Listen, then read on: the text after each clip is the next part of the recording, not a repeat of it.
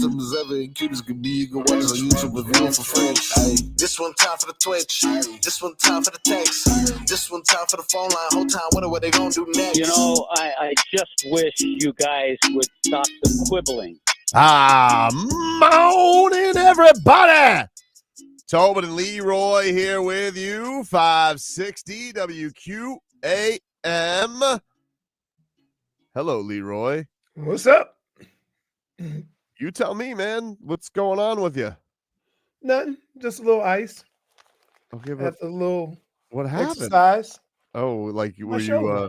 you hitting the weights this morning? Hitting the pool weights? What were you doing? This No. guy's really trying to color coordinate. He really is. He's got ice pack accessories with the beard. It's crazy. What's up, Vlad? Vlad filling in for Froggy today. Leroy went full crip on us. Nah. Man. Well, just another day. Okay, a new Leroy Horde accessory. Doesn't accent the blue at all, man. It is good to see it. It's a Friday. Let's get to headlines brought to you by Doral Hyundai. At Doral Hyundai, choose from over 1,300 new models in inventory like the Tucson, Sonata, and Palisade. And remember, when it comes to Hyundai, the great deals are at Doral Hyundai. The mother bleeper did it again. Tyrese Haliburton. Hey, when I've been saying this all playoffs, when are we going to stop with the Indiana Pacers? Right? There's something to be said about a team that finds ways to win. Yep. And you could say what you want about all the other teams, but for these guys, just find a way to get it done. They were just hanging around all game. You know what? All game hanging around. The whole playoffs has been like this. If you let a team hang around, it's going to be a problem at the end. It's not even their most impressive comeback by a long shot. It's just the most impressive team they've done it against. But it was like, there they are. It was fit. As soon as it got to 15 points, they got you right where they want you in the fourth quarter. It's like when they were playing the Knicks, I'm like, they're doing Knicks stuff to the Knicks. Right? And it just kept going. It is a look. Maybe they're just a team of destiny, dude. It happens. Yep. It's a team of destiny. You know, like they did exactly what they needed to do. A game one stunner, and you know they got a chance to do this to OKC next game. You know what that is, Vlad? That's this. I know. Squeaky cheeks. So crazy thing, this guy, he didn't even play great yesterday. No. Not even none of the stars do. They just stay around, bro. They're like a bad stench. It's like the intangibles king himself was their leading scorer at halftime. McConnell with those freaking 4-foot little baby jump shots. Hey. And then just a barrage. What? Is it too much for me to ask for Bam to be Siakam? Because I've been saying it for 2 years. Right. I think they have the same type of game. No, they don't. I mean they're like, I get what you're doing with it. It's just they don't play very similar. They don't play similar because of what's asked of Bam. Yeah, to be the best defender on the team. One guy's 6'7", the other guy is like 6'9", 6'10". Nah, I mean they're comparable sizes. It's just like all like Siakam's just coming at you with like elbows and spins, and he's got a more natural. He's had that prettier jumper his whole career. We'll see. He's very wiry. Now that like the 3-point shot thing is not a thing, it'll be interesting to see how Bam kind of puts everything together, because like he finally did it this year with the 3-point shot. So that'll be an interesting puzzle, but all that team, I mean, that team is just full of snipers. You know, Nembhard and Neesmith, and Miles Turner banking in threes. That's when you know it's your night. I think Miles Turner is, of all the people on Indiana's team, he seems like the least athletic. He can barely run. Yeah, he's just like, he just floats around the perimeter all the time. He'll give you some good blocks, but he's there to, he's just He's been, and they've been he's been like on the trade block for like 4 straight seasons. I know who I want. Mathurin. Yeah. Woo! Yeah, Haitian Masters, baby. Haitian Masters. Woo! Hey, he's very athletic. Got some hops. He's a little crazy too. Really? Yeah, you can go off. Cuckoo for Cocoa Puffs? Not cuckoo for Cocoa Puffs, but like most Haitian men, you get on his nerve a little bit, he'll go off. Not Detroit Pistons level of anger, but no, not like that. Not like that. Them boys are just crazy. But it is a crazy thing. Like, this is just such an insane run by Haliburton to have this many just stick a dagger in you moments all over a post. It's been an incredible postseason run. Incredible postseason run for him. This is the overrate this postseason run for him. Yes. For sure. Yes, absolutely. He basically, with every shot, said, keep my name out your mouth. This is Kirthika Uthya Kumar. She has a stat. She does a lot of good numbers. Love stats. Tyrese Haliburton is 6 for 7 when taking a shot to tie or take the lead in the final 90 seconds or fourth quarter OT this playoffs. That's the most such shots in a single postseason since 1997. Since Jordan? I don't know if it's since Jordan, but it is. I think it was Jordan. I saw the stat. Jeez Louise. Yeah, this makes Bron 2018 look like it was nothing. Remember when Bron hit against the Pacers and then the Raptors? But this guy hit it against Cleveland. He's hit one in every series. NBA teams were. There's another one from our NBA teams were 0-121 when down by 7 or more in the final 3 minutes of regulation of the NBA Finals over the last 28 postseasons, and now they are 1-121. Jeez. I mean, this is, you know what? For all the reasons why people say this series might not have the juice, I would say this. This is why you watch sports, right? For moments like that. And it don't matter what 2 teams it is. You watch an ending like that in a game like that, if you're a sports guy, it's fun to watch. Yeah, for sure. It's a monster. And now it's like look, even if OKC comes out and drubs them by 30 the next game, which they probably will, because that's how early that's how early playoffs can swing. You've already done what you needed to do if you're the Pacers. But now it's like, now you're going to have, going into 3-4, there's going to be drama because they're going to be back in their building fired up. If they can take the first 2 against OKC, like I said, squeaky cheeks are on the way, because that's a monster going into that building. Oh my God. So little WWE maybe to guarantee that this is not a sweep and we actually get an if necessary game. So you get Indy to win game 1. Because OKC is going to smack them on game 2. I feel like they probably will smack them in game 2. I can't imagine OKC blowing another 15-point fourth quarter lead. So therefore, this is not going to be, because everybody had OKC as a. But okay, I will say Indiana did have a really sloppy first half. Flat, like 20 they were turnovers, nasty. Oh my and God. and wait, here's what scared me: 20 turnovers, only down by like 6.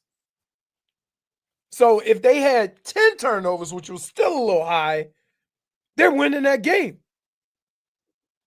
It's gonna be an interesting thing too, though, because if Indiana can pull this off, like what are teams going to think? Because it is an interesting. It's not like they're a complete Cinderella because they're very well built, but I do think everyone's gonna feel like, well, they can win it. Like, that's literally showing that anybody can go out there and make it happen. And so I'm curious to see what that's going to do for the summer too. If the team dethrones the best East team, and then the quintessential best regular season team, the MVP, it's crazy. This has been such an insane run. Don't you think if Indy wins, right, everybody has to take a look, stop, and like, all right, do I really need to get rid of certain players? Or just have a continuity like Indiana's had over the last 2-3 years. It's possible. Miles Turner's been saying that. He's been hearkening to power of friendship. These guys have been together. It's possible. I mean, I can't rule it out. Like or look around and see like what is that one last piece and make other teams to go in. That's possible too. Because I mean, as much as we want to say, Boston, it took Boston a while, but they were together. That nucleus, that core was there for a minute. Yeah. The two of them, yeah. I mean, two, yeah. But the two, and then I guess like Derek White was in there too. Yeah, and Horford's been in and out. Horford's 100 years old. He's been everywhere. But he was there in the beginning, got traded, been returned, and won. So there is something about. Was he on the Thunder at one point, or is he just a buyout? No, remember they traded him to the Thunder, and then he signed with Philly, and then he went back to Boston. It was just weirdness. It was whatever. I would say this is that one of the things that has happened all year is we just discredited Indiana, right? We talk about Cleveland, Boston, the Knicks, and they've been able up until a week ago just going as that cute story. And now everybody's starting to kind of acknowledge, wait a minute, they got something here. Well, nobody thinks they got a superstar. That's what it is. Right. Well, when your star player is considered the most overrated in the NBA. He's had the most clutch postseason since Jordan, who everybody idolizes and everybody always talks about. Like, it's so funny because for years, like, sports media has thrived over the last 2+ decades over LeBron James passing up the last shot and taking the last shot. And now you have a guy who's literally doing nothing but hitting the last shot. And people now want to bitch about that.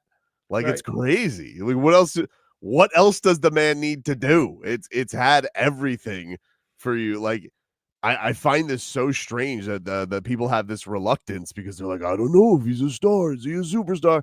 What else do you call that? Because he's like, what else do you call? What is that?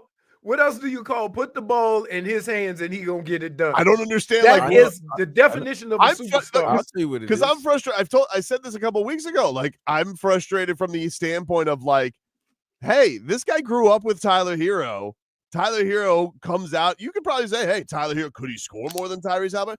Maybe, but there's just something about this dude, stones on the line and carrying his team, that he's got that Hero don't got. I'll tell you what it is. He's played in Sacramento and in Indiana. Those are not big markets.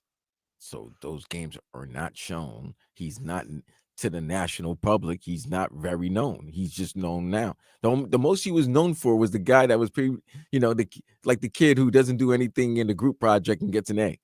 That was his thing. Or the most overrated player in the NBA. That's leading into that. Like when he was in the dream, when he was on the USA team, the Olympic team, got an A on the group project. Yeah, he was the guy. He wasn't really getting that minute, so you just saw him with the girls, leaving the clubs and everything like that. And it was like, oh, this guy is just getting all the benefits from not doing anything. Then the Pacers really didn't start off the year right. But if you really think about it, since the beginning of the year, they've been the best team in basketball. Right. Yep. So it's just about the public. Like, you know what we were talking about? We were talking about Jimmy. We were talking about Luka. Talked about the Knicks, Lakers. Like, they're talking about that. Nobody was paying attention to Indy. So now they have to. It's great. It's a cool story. Regardless of what anybody thought going into this has been an incredible run for him.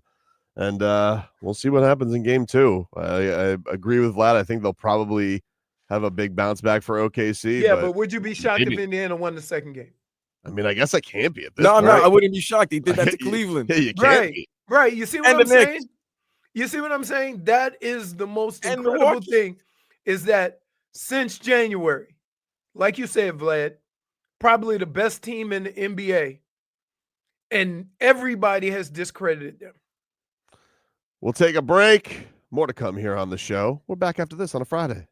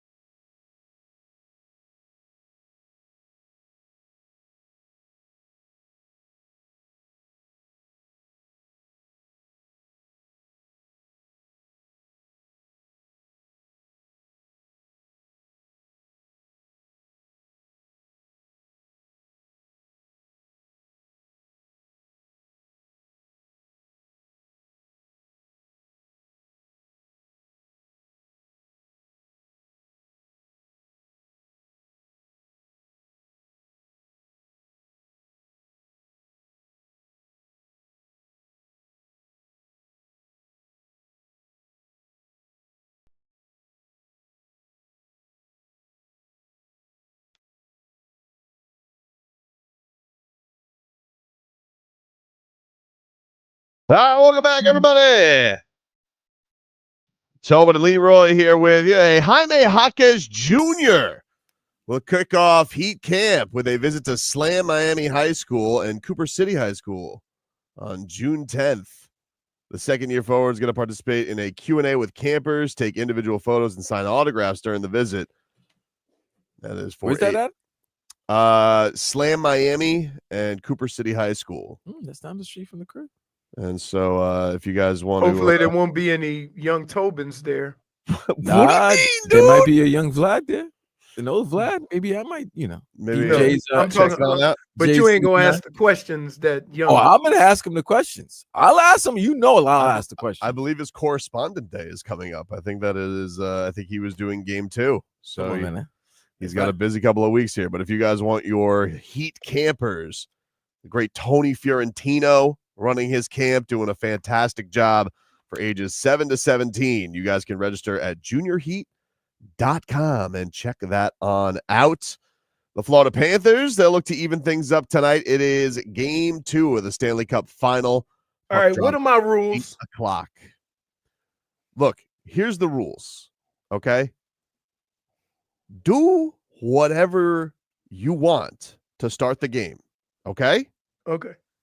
But if they're winning, no changey, okay? Honestly, unless I agree. Now, unless you have a night with Big Spoon and you're out to dinner or something, that's fine if you have plans. No. But if you're sitting down to watch the game today at Casa Horde and you start off in the hot tub, if it's 1-0 Cats, 2-0 Cats, if it's 2-1, 2-1 Filthy, 3-2, if they're winning, you're staying in the damn tub.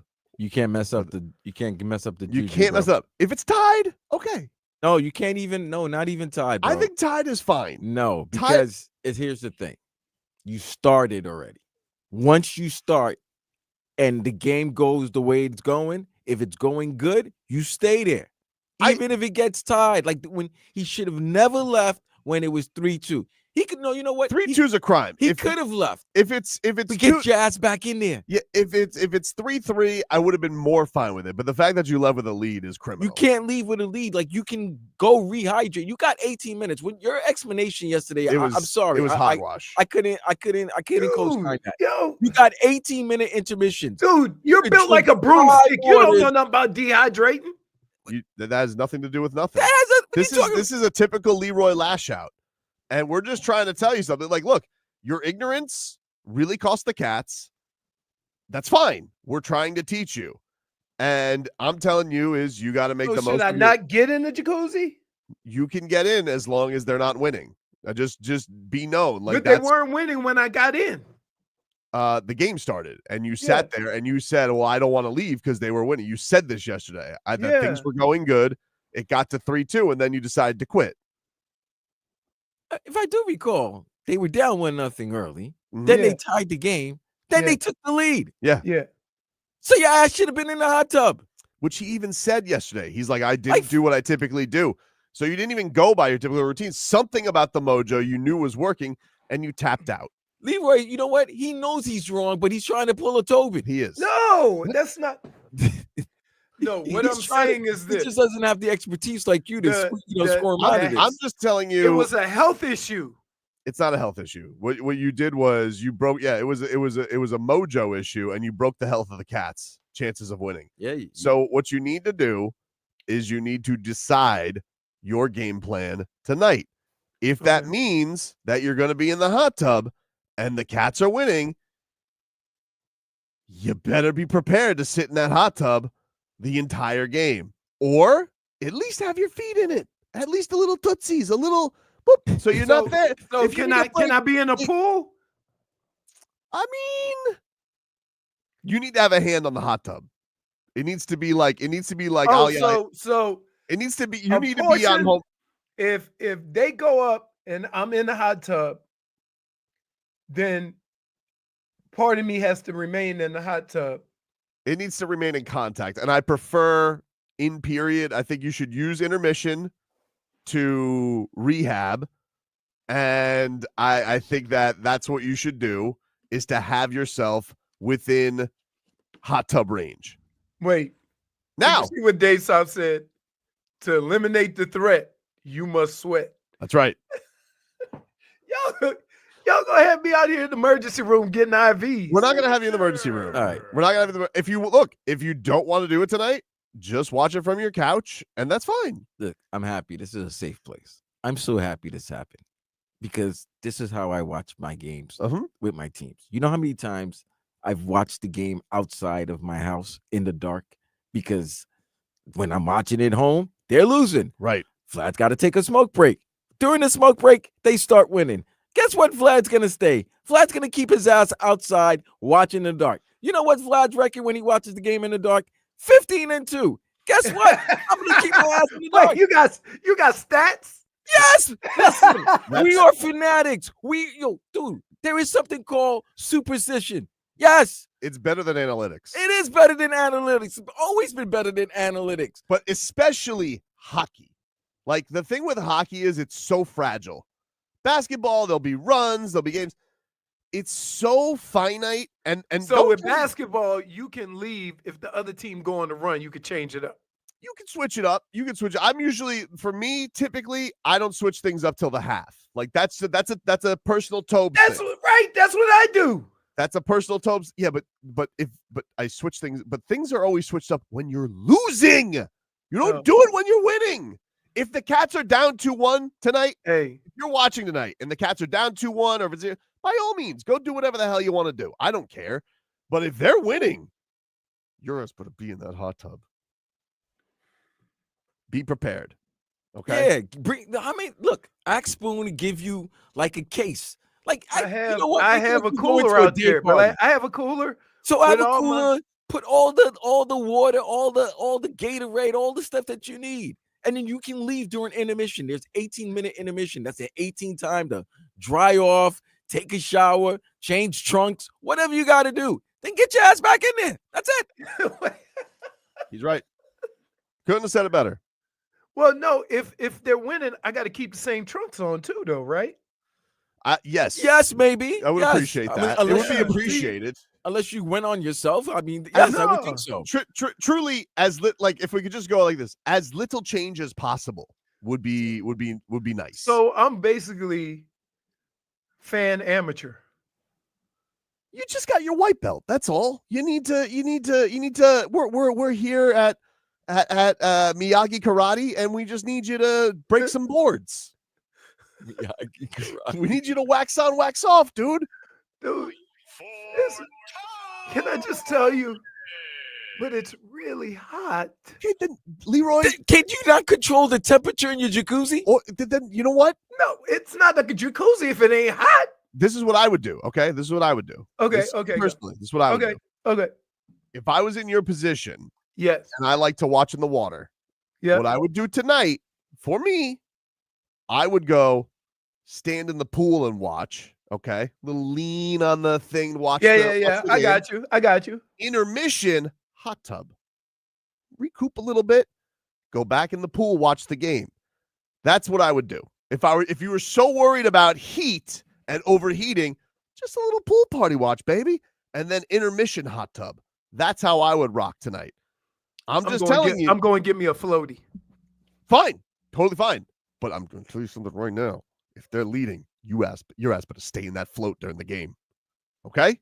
Oh, he's messed up. You know what's gonna happen, right?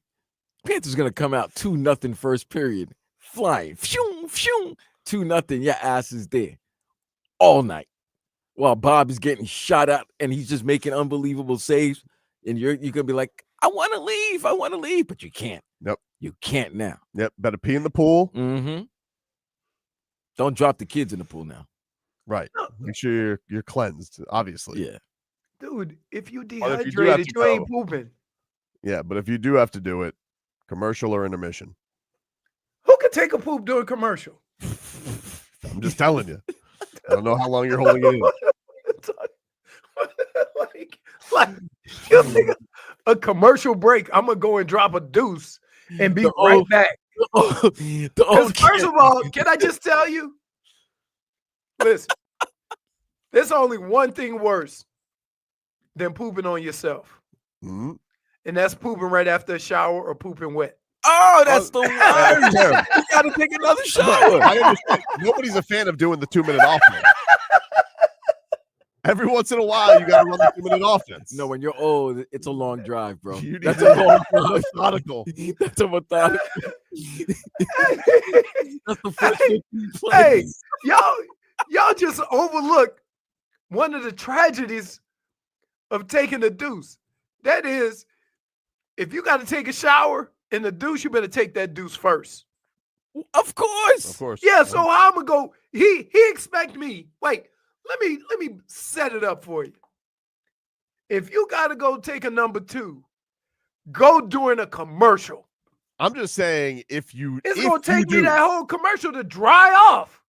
I get you, but I guess Toilet paper is not very receptive to I guess water. my point is, be ready for the game and don't have to take a deuce. I'm just telling you, because if you're missing game because of deuce behavior, I'm not going to be happy about that. Deuce behavior. I'm good. Listen, I'm good. I'm just saying that I was sitting in the jacuzzi. Everything was great, right? Then I started getting a little dehydrated. So I got in the pool, right? And it was during intermission. But when I went to get back in the jacuzzi, my body wasn't having it. Yeah, I'm saying you need. I think if you're gonna be a water rat tonight and you're gonna watch it in the water, if I'm in the jacuzzi, so here's the thing. If I start watching the game, then I am you're pot committed, tied in to that spot.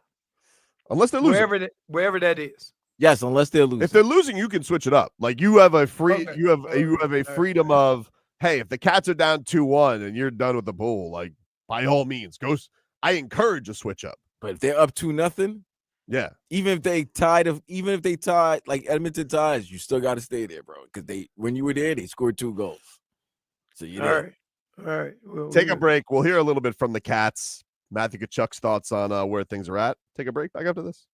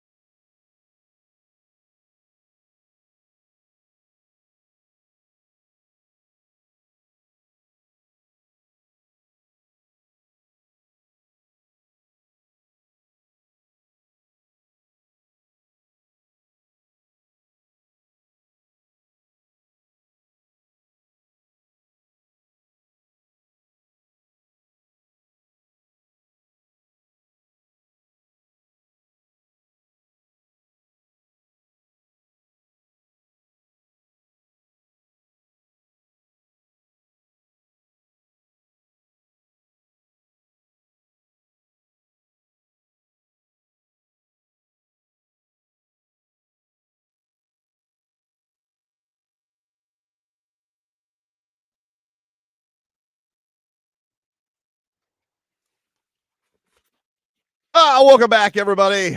It's Tobin and Leroy here with you. 560 WQAM. Marlins playing in the afternoon today? Is that like because it's a minor league stadium, or is there a day they're celebrating or something? I have no idea. Maybe it's because the Marlins. No, It it's just bumped them. it's a 1 p.m. Marlins Rays game. I don't know what's going on. Maybe something's happening in Tampa. Yeah, I don't know. It might be Pride Week. It's Pride Month. Maybe something's going on in Tampa. I don't know. Is there something like? Is the minor league team need the stadium tonight? Like, is it like old timers Yankees Day or something? Well, maybe the Yankees might need the stadium. Maybe. I don't know. But anyway, Marlins 110 first pitch today. Good news is Yuri Perez is going to make his season debut coming up, I believe, after this series. So that's good news. The Marlins, but not today. Not today. But he is set. He made his last rehab start, and he's going to be good to go. So that is some good news because Lord knows they need as much reinforcements as they can get. When was the last time you said, this team needs pitching? Oh, it's been a while. Yeah. No, typically it's although they did get, this last series, not indicative of their runs or rocky series. Hey, let's get to the road to repeat here. Brought to us by our friends over at Celsius. Hockey fans, don't sit this one out. When it's game time, make Celsius a part of your play and get that energy up. Game day is fueled by Celsius Essential Energy Drinks, the official energy drink of your Florida Panthers. Oh, the Cats. They're back at it tonight. 8 o'clock puck drop. You, of course, can hear that game right here on 560 WQAM.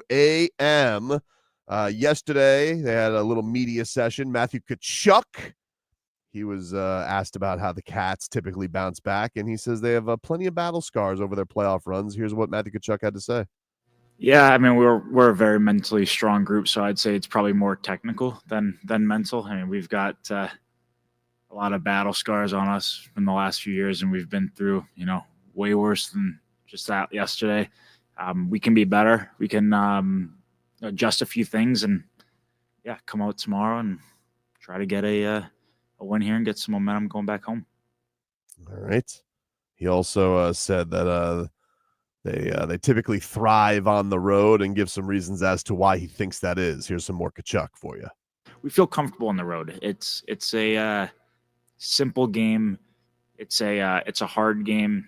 It's an adversity type of game, an adversity type of atmosphere. We've said it a bunch. It's that us against the world mindset, but you really feel it, especially being down in a series. Your back's not necessarily against the wall, but it's you treat it as a big time must win in a hostile environment, and I feel like that's when we're at our best. So there you go, Matthew Tkachuk. It's only one game, guys. Yeah, it's only one game. I'm very much confident in the Cats and their ability to bounce back. I know that there's a lot of firepower on that team. Don't get me wrong. And when you see when they get to those pairings of Draisaitl and McDavid together, them boys are flying around. Yes, they are. But I think that this is one of the things that I think has been shown with the Panthers is. Especially this version of the Panthers, it feels very much like they take that first read of a team and then they're very good at making adjustments on how to shore up things a little bit better. It doesn't guarantee them anything because obviously Oilers maybe are a different weight class, certainly than the Carolina Hurricanes. I think that there's a lot of the reminiscence of Toronto with that team. But, differences, Stuart Skinner, he's been there. The Cats going up against a younger goalie in that with Wall and all that. So, there are differences. It's not apples for apples, but I love this. This is like one of those just great matchups left and right. That you got complete revenge on their mind, and the Panthers are looking to absolutely bludgeon them and take that back. And I just love that when the Panthers can get to a point in a game where they really take the crowd out of it. You could feel the angst start to weigh on you. And I don't think that was, that wasn't, there wasn't really a moment of that other than maybe like the frustration of the Bennett and then the failed challenge. They get up 3-1, but they answered right back to their credit. Like they didn't stew in that 2-goal deficit very long. Right. I just think like the way the Panthers played, there was a lot of like one of those goals was just crazy, right? Like it just seems so very easy. Against Bob, you're saying? Yeah. Yeah, the second one for sure. I mean, the double rebound and set it up like, I know people are like getting at Bob because, Bob will allow a loose rebound every now and then. That's, if you're going to critique him on his goaltending, he can always make the hot one sometimes and put it back in position. But, and this is a team that can fly around and, make you pay on that for sure. But, I mean, the guy faced 46 shots. Like, it was one of the more active games that he had faced probably all playoffs. And I think, held up pretty strong. The Skinner, I think, was probably just just as key with his timing on things. The Cats dried up a little bit after that second period outside of the little onslaught there in overtime. So just, I think, more consistency. I don't think this is necessarily one where they got to come out and hit a haymaker right away. Right. But I will be curious to see the physicality and like see where the Panthers are at with that, because I don't think it was either. I certainly don't think it was anywhere near the level of physicality we see from the Panthers typically. I think that what was reminiscent of that, what from the Toronto series, was like, yeah, I remember that one starting off a little bit like, we're going to take this one a little slowly. We don't get in the penalty box. And then they looked a little bit more like themselves game 2 and as the series went on. Right. So that's, I think from a physicality standpoint, that's just definitely what I want to see more tonight of, is just them being, you never like those games where it feels like, oh, the team got the upper hand. And I definitely think that was the case for the Oilers this last one. But confidence is high, Vlad. No worries at all, dude. I think that this is like for this team, as many runs as they've been on, to be a defending champion. For any Panthers fan that's going to be under the table sucking their thumb, I think you're crazy. Like, even if you went down 0-2, Right. like, series ain't started yet, baby. That's what I'm saying. Like, everybody's acting like, they just came off a 7-game grueling series and then they had to play this game. No, both teams had a week off. They lost in overtime. Like, you know what I'm saying? Yeah. It's just Right. whatever the end result is, the narrative was going to be the same for one of the two teams. Yeah. The Panthers had won, then everybody's talking, oh, the Oilers look slow. They can't beat this team. They're still having Stanley Cup flashbacks from last season. Now I'm hearing the Panthers look tired. I'm like, oh, they did it. They ain't look tired at all. They just got beat. That's it. I think like maybe in game, like if you're just talking about chasing those fast bastards around the ice. Like, Yeah, but we got fast bastards like too. I think that maybe like that's probably, but again, I think that and Gretzky made this point. I thought the Panthers, they just looked in that third period very content with trying to sit on the lead, and they didn't do their typical thing of like, no, we're going to bludgeon you into knowing you're not getting the lead back. And you can feel those very much. Like, we've seen those games with the Panthers where they gotta snuff out a period, and just the physicality it brings, and it doesn't feel like the period crawls along. And that one, it just kind of felt like, all right, we get it. We're dumping it down on the other end. All right, now we got to go defend again. Here they come again, because that team's not going to stop in waves. So, no, man, I think you know what?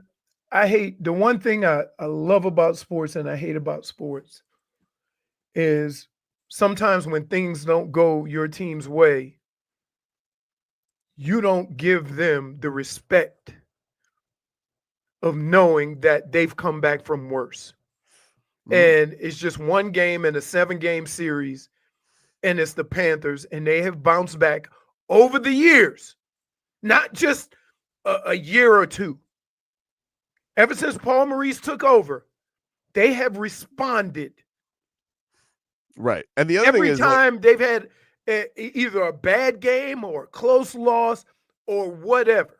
So until that doesn't happen, you respect what they do. That's it. Al Macco says, we were up 3-1. It's like, yeah, you were, but you were up 3-1 for like 60 seconds. Like, it's not like you had a 3-1 lead and you carried it into the third period and squandered it like that. It's like, yeah, you were up 3-1 for like this. Bink, bink. Like, it was mostly a 1-goal game the entire game. It was about the fakest 2-goal lead as you could ever have because it lasted the blink of an eye. I understand what the stats are. The Panthers never have blown that under Paul Maurice, and they never have blown even just a lead after 2 with Paul Maurice. Oh, he's not saying that we were up 3-1. Like, he's saying we were up 3-1. We shouldn't be worried. Like, we had the lead in the game. Oh, okay. I misunderstood. I thought he was saying like, "Oh, we were up 3-1." But even as I like reflected on the game, I was like, "Yeah," but it didn't.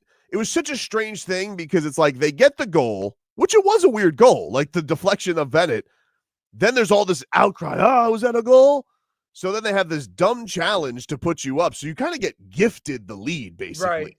Right. You know, Bennett comes out. He has the huge one to give you the 2-goal lead, but it never really lasted. It kind of just kept it at that 1-goal deficit. So I just want to make it like I didn't feel like this was some grand Cats collapse. No, that's that right. happened. Yeah, everybody's acting like, oh my God, like, oh, Edmonton's depth. I'm like, dude, it was an overtime game. The Panthers didn't even play good. They only had one decent period, and even that decent period, they still ended up with a 3-2 lead. And the second period was their best period, and it was still a 3-2 lead. We'll take a break. Howard Tua is next.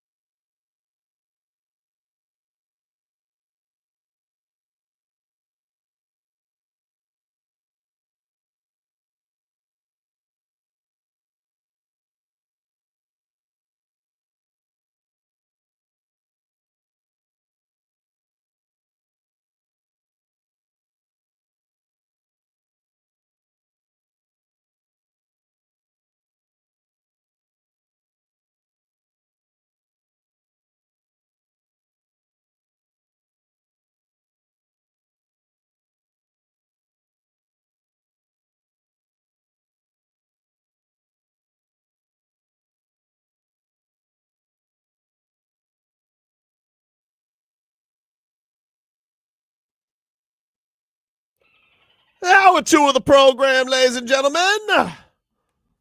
Tobin and Leroy here with you, 560 WQAM. Take you guys up until 2 here on the program. Hey, with the Miami Heat holding the 20th pick, fans can attend a draft party in person at the Kaseya Center on June 25th. The event will feature immersive activities, including shots on the court, exclusive photo opportunities, and appearances by Heat legends, live entertainment from Heat talent, and more. If you guys want to RSVP, go to heat.com/draft party. Let's get to headlines brought to you by Doral Hyundai. Doral Hyundai, choose row 1300 new Hyundai miles in inventory with the Tucson, Sonata, and Palisade. And remember, when it comes to Hyundai, the great deals are at Doral Hyundai. Finally, yesterday, we learned, no surprise, but at least I guess this drama is going to be put to bed. Aaron Rodgers is signing with the Steelers. That'd be interesting. He's back, Leroy. Your guy's back. Yeah, and let me start by saying this. Okay? Because regardless of what I think,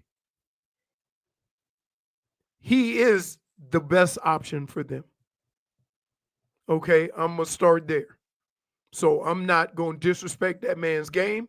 I'm not going to disrespect what he's done. I'm not going to disrespect what he can do. However, that team and that organization operates in a different way. One of the reasons why they've been able to sustain what they have is because how they operate. They've made some exceptions, and every time they've made an exception, that guy is now gone. So what I would say to the Steelers is, you got the best guy available. No doubt, no question. However, if you think he's going to be in there and be all about football, I got questions myself. Right? You have to. Of course. You have to. Vlad, you wish him no success? I wish to end him. Oh, what? First week, Week 1's the Jets, Leroy. Will McDonald, Jermaine Johnson, Quentin Williams. You know the objective. Is the game in New York? It's in New York. Ooh. Now, I will say this about every other place that Aaron Rodgers has been to. Okay? This team, unlike any of the other teams he's played for, this team will emphasize the run first. So that may take some of the pressure off of him. It's the first team that he's going to. Right. That he doesn't have the cachet to wield, to throw the ball 40 times a game. To wield any authority. Right. Mm-hmm. To wield any of that. Like, he's not, because he has a head coach who's won a Super Bowl, and this is a franchise that has a unbelievable history before Aaron even donned the uniform. Right. Mm-hmm. It's one of those situations where Aaron Rodgers signs with the Pittsburgh Steelers. He got to get in. Yeah. And apparently he's been in contact with Arthur Smith throughout the whole time. The only reason why this wasn't announced, everybody knew it. He couldn't sign until June 2nd because that's when the Jets were going to release him. Right. But to me, that means he's been in contact with the Steelers and he knows the offense and what needs to be done and the whole nine. But and he's going to get Jonnu Smith too. Wait, is this really happening? I mean, I don't know that it's not happening. It seems like the last thing that we heard was that the talks between Jonnu and the Steelers were going better. It didn't seem like it was a foregone conclusion. Can I tell you the one problem? What's that? The Pittsburgh Steelers are notorious for not paying guys. They pay DK. But it's an all-in year. Right. Yeah, no, I understand all that. I understand all that. But they are notorious for not paying guys. You're doing that with TJ Watt right now. So if you're going to trade for a guy who has contract issues, then you only going to bring him in if you're going to extend him. TJ's gonna go the same way his brother did. Oh, dude, when that Watt body just can't hold the muscles yeah. anymore. Oh my yeah. goodness. It Hey, goes. It goes. man. there is nothing that breaks down like a Watt. And well, A Bosa. And what kind of a car is a Watt? It's like, a oh, it Bosa. was, wait, a Bosa or what? Which I of would the take a Watt philosophy over you a like? Bosa. You take a Watt over a Bosa? Yeah. a Because 30-year-old. the Bosas came into the league hurt. A 30-year-old Watt is like that. You might as well be 40. Like that's like a 2000 Mercedes. Yeah, Like, yeah. You got a never- Mercedes, but it needs some work. Yeah, you never changed the oil. You just went 300 miles an hour every time you went in there, and then by the time it's like, hey, there's no tread on these tires. You never fed the engine. It's like I did. It was just with super nitro gas, and I couldn't handle it anymore. They're using like Fast and Furious 1 cars and everything like that. This is bad. But by the way, why are the Dolphins gonna let Jonnu Smith go? And don't BS us. Don't BS us by saying that this is not a rebuild. Because they don't want to pay him. No, I get that. But if you're not gonna pay him and you're letting go some of your best players and some of your vets and free agents, that the whole problem with the Dolphins is they paid guys to keep them happy. They didn't pay guys that were actually contributing. Yeah, I don't think like it's interesting because it doesn't feel like a rebuild. It's definitely like a palate cleansing. We gotta fix the mistakes because our first attempt at this did not go well. It fell short. So don't you think the mistakes that you're trying to cut are not the mistakes? They're actually the answers. Like right. That's my problem, Vlad. I'm my not letting is Jonnu Smith go when he was fair. Listen, I said this on the weekend with Dan. Last year, if you look at this team, the guys that you can speak very highly of last season were Calais Campbell, Jonnu Smith, Zach Sealer. Yep. And that's pretty much it, maybe. Yeah, but the thing is, Vlad, the one thing that's different with Jonnu, and this is where I kind of get it for the Dolphins. I don't like it, but I get it, is they're already paying 2 guys like their top 5 receivers in the league. And so they just had their worst offensive season, and yet Jonnu broke records, and I understand, but that's not what the plan is. Like the plan is it's Cheetah and Waddle have to be some of the best receivers in the league, and you've already invested in that. Guess what, Tobin, Leroy? That only happens when number 1 is the quarterback. But you know what? You could have thrown Skylar Thompson. You could have thrown Tim Boyle. You could have thrown Snoop Huntley. You could have had Tua start. Guess who was catching any pass anybody was throwing who was ever under center for the Dolphins? Jonnu Smith. Mm-hmm.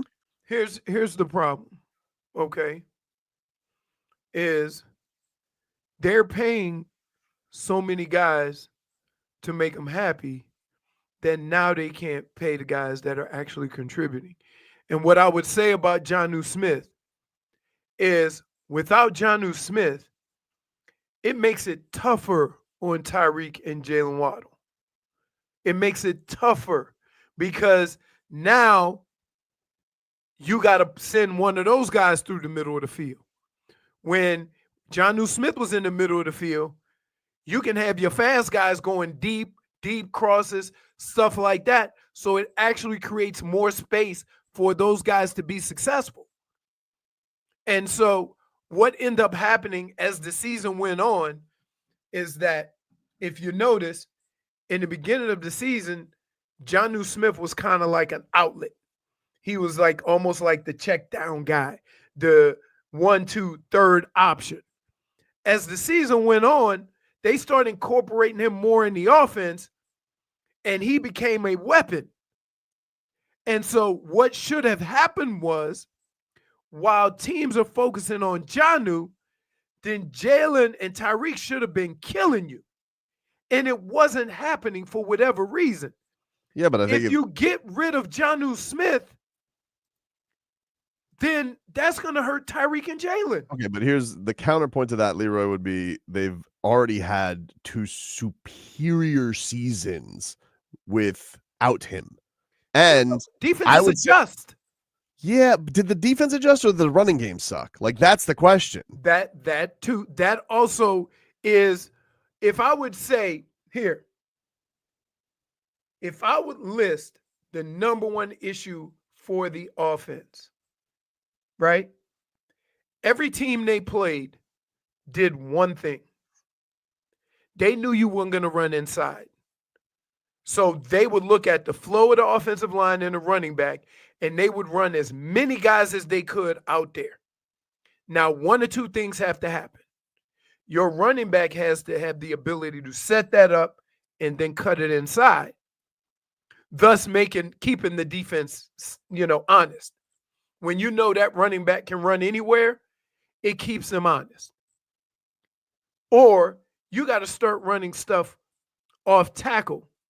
And when you run off tackle, the running back still has the ability to go outside, but becomes a read and not a play. And the other thing is, you got to have more physical runs. Stop trapping and pulling and whatever. There's going to be a point in time where you just got to line up and beat the hell out of the guy across from you. This team does not do it. They have not done it. And if they don't change that, it doesn't matter who's catching the ball or who's running the ball. Defenses have figured out that outside zone. So what are your adjustments offensively? First of all, you need to be tougher because you can't end games. You can't get first downs on 3rd and 1. It's borderline sickening. You're making Leroy sick, Dolphins. It's just great. Wait. Are they making him more? No, wait, Vlad. This dude has known me for years. And when I watch a football game, what is my biggest issue with offensive football? When it's soft. Oh, and 3rd and 1. 3rd and 1. 4th and 1. Oh, and they pass. No, and they can't. And they can't pick up a yard. And he loves a 2nd and 7. He loves a second. There's not. Well, you know what?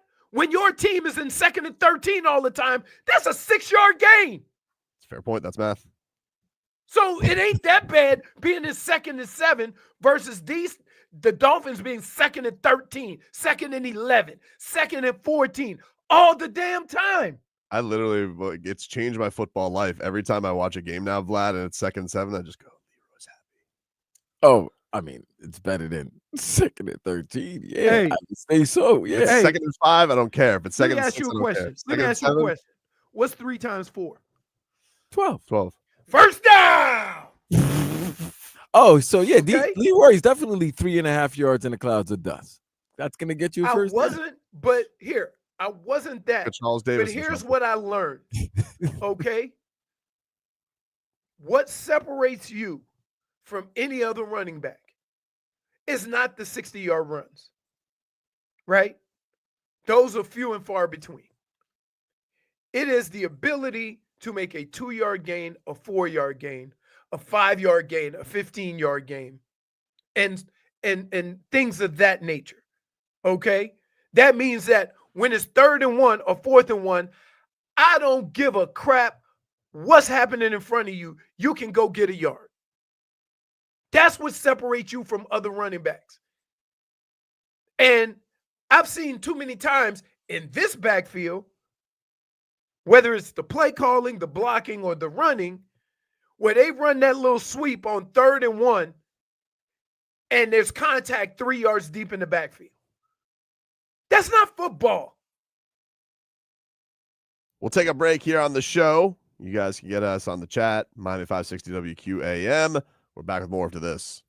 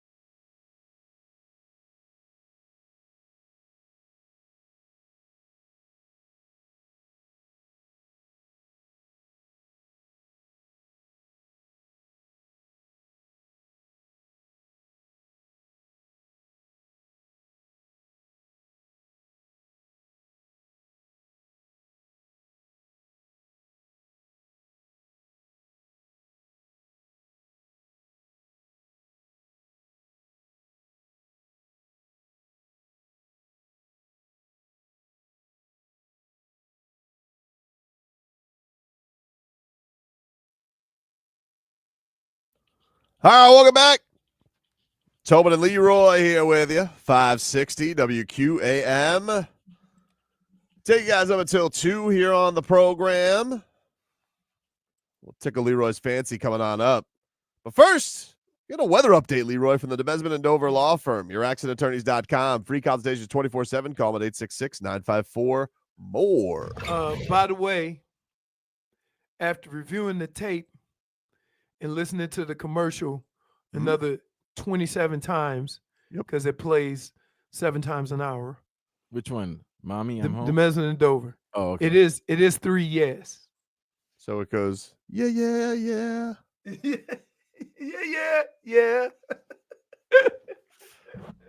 DeBesman and Dover.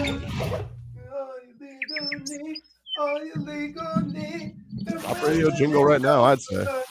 Number 1 in the power rankings. All right, we got a little sun today. Oh. Doesn't look like it's going to be as bad as it's been the last few days. But it is partly to mostly cloudy. Winds are got to be right around 15 miles an hour coming out of the southeast.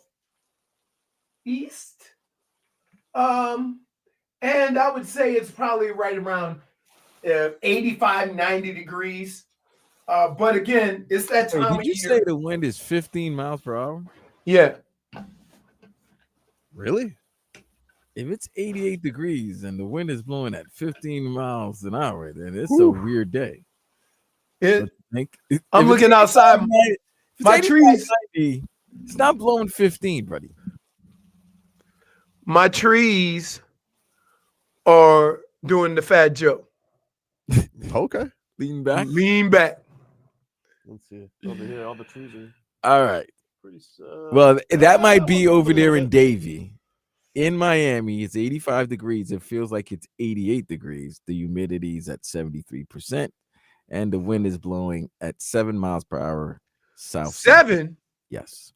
Huh. My trees just looked at me and said, stop lying. Gust of 10 miles per hour. Nah, it's a little. Well, I will say this. This time of year,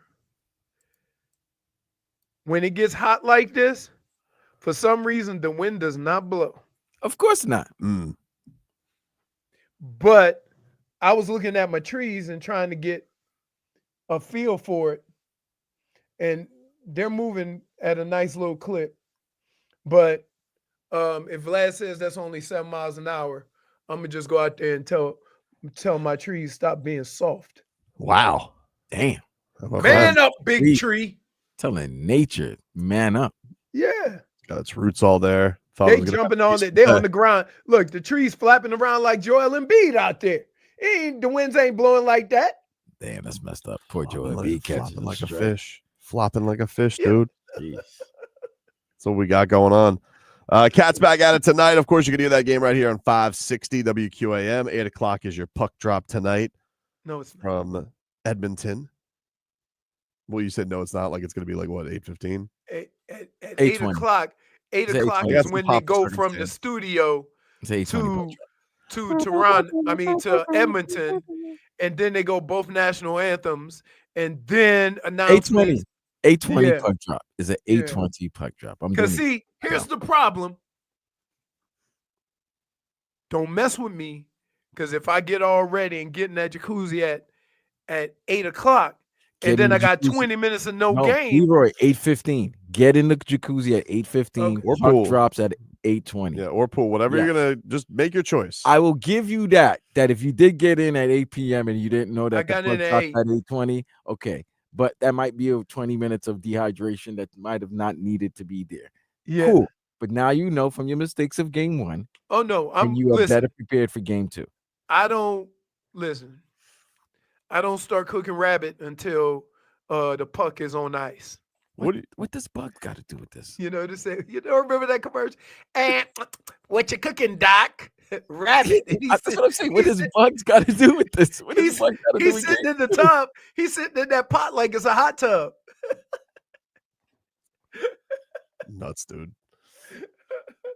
This is why he gets dehydrated. He's probably watching Bugs Bunny cartoons while during commercial I breaks. mean, he probably. I mean, every once in a while, he does get stuck on the vortex. Oh yeah. That definitely is. Like, you ever see him get lost on a social media? He's just chuckling to himself, and I can do nothing about it. Hey, let me tell you something. I get caught up in Instagram watching little videos. Oh my goodness.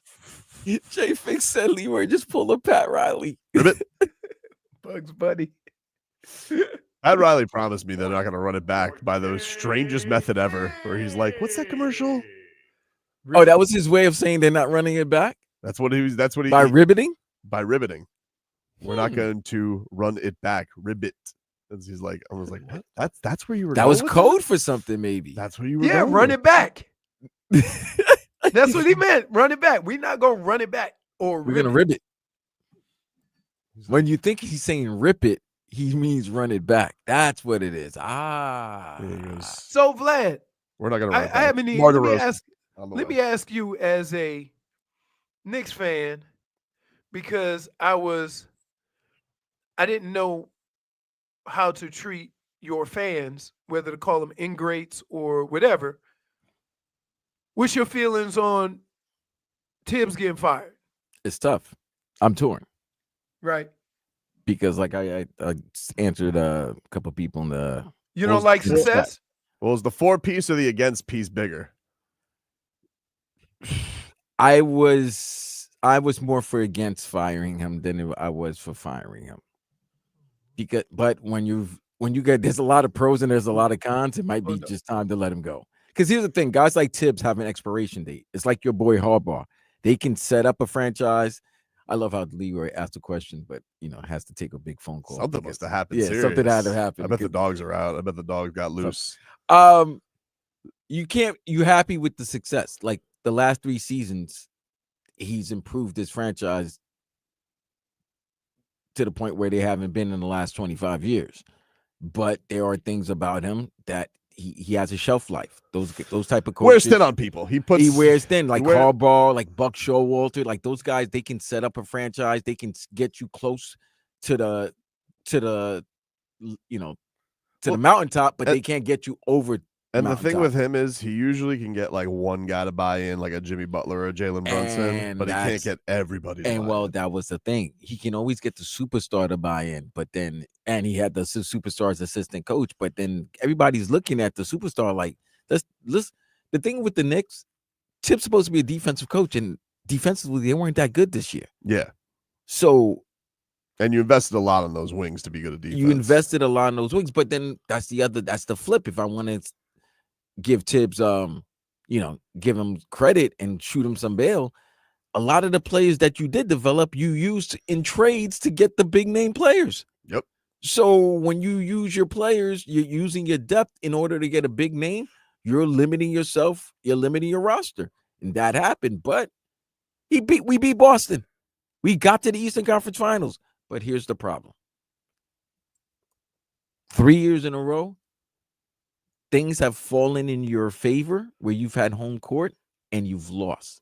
We lost to you guys in 23. Yep. When you guys upset Milwaukee, I believe, right? Yeah, Jimmy got hurt in the second game. You guys got to steal that one. And then you guys weren't winning that series. But that was a 6-game series, but we had home court. Yeah, but fine, cool, whatever, right? All right. We didn't. Last year, we were a mash unit. Mm-hmm. But we had Game 7 in the Garden. This year, we weren't hurt. And you lost to the Pacers again. When Rick Carlisle's beating you, and Rick Carlisle's a hell of a coach, and he's showing that in this playoffs. But I think the management decided that no, we should have beaten the Pacers. We were a better team than the Pacers. And the last part, Dolan started sticking his nose into things. Dolan, and then it seemed like there was some infighting with Will by West and all that type of stuff. And I think that is the one thing with the Heat, because they're playing at a different game when it comes to consistency. The continuity is like, and I don't even think Riley and Spo necessarily see eye to eye all the time. And I think Riley kind of called Spo out by the end of the season. But man, you never hear it. Like it's never a thing where like that becomes a public piece of drama. Like they always put that united front up with one another. But I just don't like, my thing with the Knicks is like, who do you think is going to be an obvious better hire? And I guess the That's lean my is problem, bro. That's my problem. Like, yeah. the only thing is really the best hire for the Knicks. As crazy, it's not crazy, but the best hire for the Knicks is for the Knicks to try to get Jason Kidd out of Which Dallas. is the word is they're going to ask permission for that because he's coached in that market. He's actually played for the Knicks. He coached Brunson. He coached the craziness that people think is going to be involved that I don't think but that's why if the Pacers win the NBA Finals, I think a lot of things that people think are going to happen in the summer aren't going to happen. I think people keep saying this is going to be a crazy summer. And it's funny, like following all this stuff. Like I don't necessarily know. Like obviously the Giannis thing is the biggest. Giannis and KD are the two biggest names. But like it's not surprising. We know they're going to go somewhere, right? But what if you see Indy when you like? If Indy can win with this, why can't I just keep my guy and just add other pieces around my guy? Well, like from whose perspective are you saying? You're talking about that? I'm talking about Milwaukee. with the Bucks? Milwaukee. Phoenix is nasty because the thing with Phoenix is done. This is what's tough with Milwaukee, and I understand why they may think that is they just don't have anybody around him. Like Brook Lopez is 100 years old, and Damian Lillard's taking up your salary cap $60 million with a blown Achilles. Well, Brook is a free agent, so he's gone. Yeah, he probably is gone. But even if you brought him back, Bobby Portis, and Kyle Kuzma, like what's the move that they can make? You'd have to attach draft capital to probably like get somebody decent, like unless you were going to do something like trade for Bradley Beal, like go that route and bring him in to be your like Dame Light. I would holler at Milwaukee. I would holler at Boston, try to get Drew back. Yeah, maybe he's making a lot of dough, but I don't know. I because I'm skeptical that Giannis gets traded too. He I don't know. He just doesn't seem like he's that gung ho on leaving. It's just like on the vibes you get on social media, and I think those things are kind of easy to pick up. Like the same thing was happening with Zion, and I was like, look at the Zion. I was like, well, he's like wishing Joe Dumars a happy birthday. I don't think he's going anywhere. And remember when I asked you, what was the first thing after the draft? What was the first thing I told you after the draft? Why was Zion? What was Zion? And yeah, well, that was apparently, and Joe Dumars went on the record this week, and he said he's like, yeah, I want him to start acting like the face of a franchise. And I'm like, yeah, you're not putting somebody you're about to trade. You're not gonna send them up there to be the representation of you in the lottery. So I'm like, yeah, the design rumors, they're probably dying down. We don't know what's going on with Ja because they have a decision to make between Jaren Jackson and giving him an extension. Right. Lucky he didn't make any all NBA, or they would have had to give him like $250 million. So the only guy that seems to be available right now that we know clearly is Kevin Durant, and Phoenix now rumor has it have lowered their asking price. Yeah, that's been I guess there's been several reports on that. Like if you believe what's going on out of there, that they didn't even really start trade talks until this week, just because they didn't have a GM and a head coach aligned yet, which basically was no surprise. They were going all Michigan State guys. And now they're at a spot where they'll start doing the trade talks. And there's even some rumors about like what they want. Well, are you good, dude? Everybody good? No. So the dogs got loose. No. So I had to, I have to go see the doctor about my shoulder. Oh. And I called and left a message, and you know how doctor's offices are. Oh, I do. They'll call you to make that required phone call, and then you won't hear from them for a month. So I saw that it was the doctor's office, and I'm like, let me go ahead on and get this so I can, give her what I need so I can get this appointment. Gotcha. And so I just had to, and then for some reason you try to explain to them what you do. They don't listen. And they don't listen. They just keep going on with their day. And she goes, hey, let me see if the insurance card runs through. You got a minute? I'm like, no, I told you I was on the air.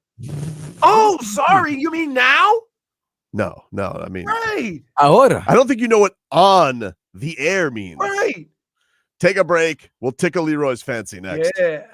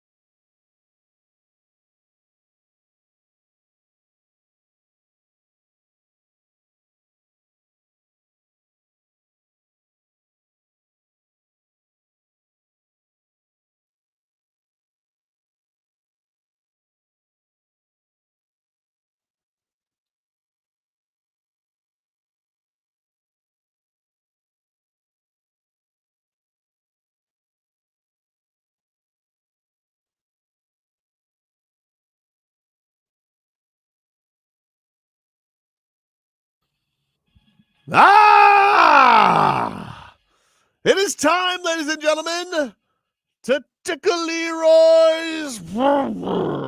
Let's do it. Go around the weekend slate. We'll see what interests our boy here tonight. But starting with this afternoon at 1:10. Don't even Marlins. Don't get Rays. hey, Vlad. What's the home, baby? Vlad. I hate when this dude get my weekend off on a terrible note. Wait a Right? minute. Okay. It's an interstate rivalry. Yep. The Bendix Bowl. It's 1 p.m. You can't be. You That's always the love equivalent sports. to asking me. This is one of the things- Wait. This is what I love about sports. This is what I love about sports. It can be played at any time. Yeah. Okay. Yeah. I just okay. quoted Leroy about it. And, This is what I love about you know sports. what? You got a better chance of getting me to go see a FAU FIU football game than watching these two Doable. play baseball. All right. Damn. So Sorry, his fancy. I his fancy's not Not tickled. tickled, yeah. No, my face. No, Vlad. I'm not mad. Fancy, not tickled. I'm mad because he knew my fancy was gonna be tickled, and he threw it out there. But it's still a sporting event, Leroy. Love Like sports. it's you love Hey, sports. I love sports. This is what I you love about sports. I love sports, but there ain't nothing in this baseball game that could happen that I would call you, that I would come back on Monday and say, "Oh, my game ball got to go to so and so." All right. You know what baseball's missing? What's that? They need to have that, like the ladies that used to come out and just start kissing like the players out of nowhere back in the 80s. Oh, that big boob lady. I mean, yeah. I'm You happy know I'm happy you said it, not me. But yeah, she used to bounce out there and just go hug the pitch. Well, right now, by the time she got to the first baseline, she'd get clotheslined. I've never People seen don't play bases that no run- more. I've never seen bases run like that before. But yeah, they need to bring that back. Hey, they'll get right before she get to the first baseline, right? Hmm? She'll get cleaned out. Tonight, Leroy. Yeah. Finally, after all the talk and all the chatter, Michael Beasley and Lance Stevenson play basketball 1-on-1 for $100,000. Tickle your fancy? Is it on TV? It's on pay-per-view, $19.99. I'll give you No. Why? I didn't want to watch them play when it was free. Fancy, not tickled. All right, let me ask you this. Kyrie Irving's on the call. I like Kyrie. Uncle Drew, let me he's- ask you this. He's almost Aaron Rodgers, but in about 3 years ago, he got some get right. Right? First of all, I am still in awe of the way ever since Leroy's changed his beard blue, how he just matches his fit. It's been Like, amazing. The shirt The and the accessories. shirt, beard, Vlad, and white t-shirt combo Vlad. is unbelievable. Vlad, This is a Vlad, straight eye from a Vlad. straight guy. calm your ass down. I mean, I'm just Right? looking at it. Look at it. I Like, heard- dude. wait. My wardrobe is 90% blue. Well, your beard with the grays and the It's blue. coming back. Look, Let's my let grays me- get longer. all right. So let me just let's say it was free. Would you Yes. be tickled? Yes. Yes. Oh, so it's the $20 that you're upset at. Yeah. But you would rather. All right, let me ask you this: you would rather watch this than the 1:00 Marlins Rays game, right? Yes. What if you had to pay the $20? Free Oh, Marlins or Michael Beasley versus Lance Stevenson?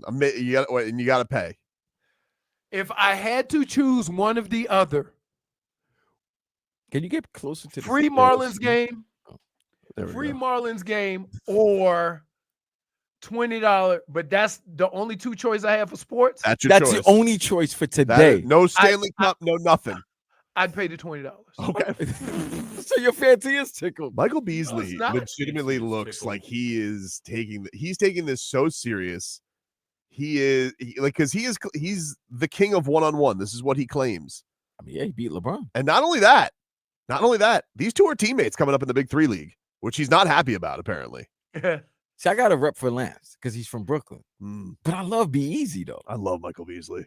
Hey, he is the greatest basketball player to play before his time, right?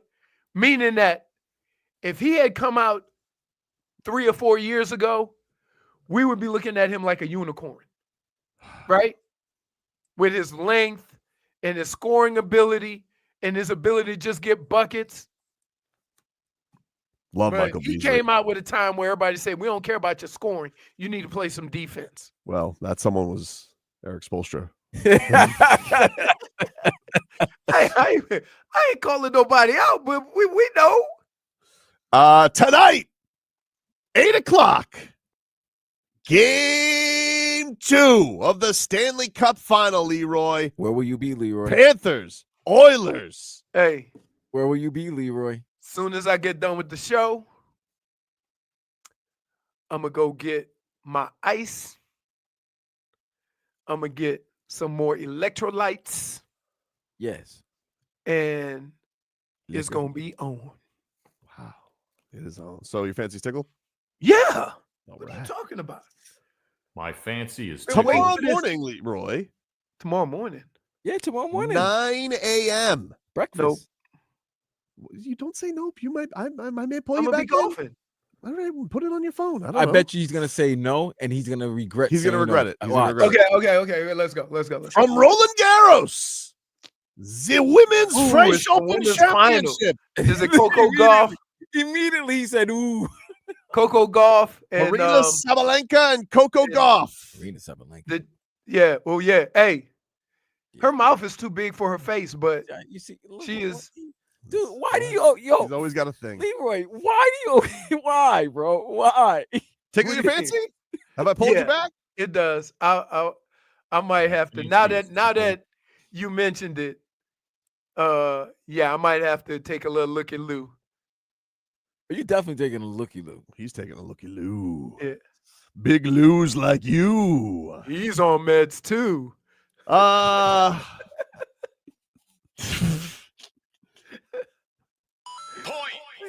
Big Lou is on meds and been married about 8 times. Because you know the different commercial. Tomorrow night at 10 o'clock from Newark, New Jersey. Oh, it's in Jersey. UFC 316. Ooh. Marab Dvalishvili defends his amazing. bantamweight championship against Sugar Sean O'Malley. It's amazing how you don't butcher any of those names up, but you can butcher any name in any other sport. That's true. It happens like that. I can spell Antetokounmpo and Krzyzewski, but you ask me to spell regular words. I may have some problems. Take your fancy? Yeah. Huh? My fancy is I mean- tickled. We were just talking about this. during the break. my fancy is tickled. We know how this goes, though, Vlad. My DirecTV bill Ooh. is it filled with $100 purchases, $70 purchases that I haven't fell been asleep for. Ah. And that's why when he tells me I want to see the fight, but I have to wait until the last minute because I bought fights early and almost forgot that I purchased them. Yeah, So- this has 2 championship fights too, which is always that always can make it go later. Yeah, because they do the big break in between the first and second one. Lopsided odds though for a UFC main and co-main because you got Sugar Sean is plus 220, Marab is minus 295, and then the co-main Juliana Pena defending her belt. She is plus 460 against Kayla Harrison, who's minus 750. Wait, who's the champ? Juliana. Oh, wait. Kayla's going for the belt. And she's the favorite? Yeah, because this is her first chance at the UFC belt. She was in PFL.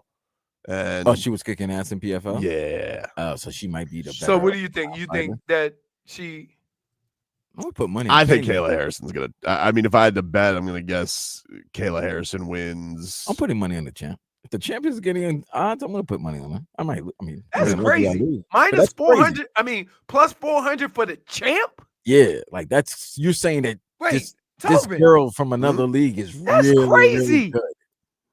I mean, Kayla Harrison's a tank, dude. But I Pena don't always gets care, doubted dude. on, and she always upsets people, bro. She did it one time against Amanda. Eh. It was the weirdest night of our lives when it was. Have we seen Amanda since? Yeah, she came back and whooped the bleep out of her. And then after that, And then I think she did a couple, one more we'll fight, and and then she she's said just like, I'm out. All right. she's coming back though. She's the big thing. she win. I think Amanda's going to come back and fight the winner no matter what because her and Juliana have a grudge match. Oh, they 1-1. Trilogy, right? 1-1. Yeah. But the Kayla Harrison is that. That's the big, Getting Nunes out of retirement to fight Kayla Harrison. That's a dream fight. Both used to be at ATT. Amanda left ATT. There's a little drama there. That's legit. We were talking about women's MMA during the break, and I'm like, it's a little right now. Yeah, we're talking. Yeah, that's a revamper. That's a revamper to get the GOAT out of retirement to fight Kayla Harrison. That's a dream matchup if we could get that one. So that would put I can't think of another time where a contender was favored that much over the champ. I'm talking about even Tyson. I'd have to reach out to somebody who knows. Like, when's the last time the odds have been like that for a challenger? I'm sure it's happened, but I don't know. I don't know the last time. And finally, Sunday, Leroy, Game 2, NBA Finals, 8:00. Take your fancy. Did you say 3:00? 8:00. 8:00. I was going to It's say earlier on Sundays. It's early on Sunday. So I would say I'm absolutely. My fancy is tickled. I think this series. Is going to give people more than what they think they're going to get. Right? Like a lot of people just kind of disregard it because OKC was such a big favorite. And I would say that more people might watch the second game than watch the first game because Indiana won. That is Tickle My Fancy. We'll take a break, get you caught up with your headlines. Back after this.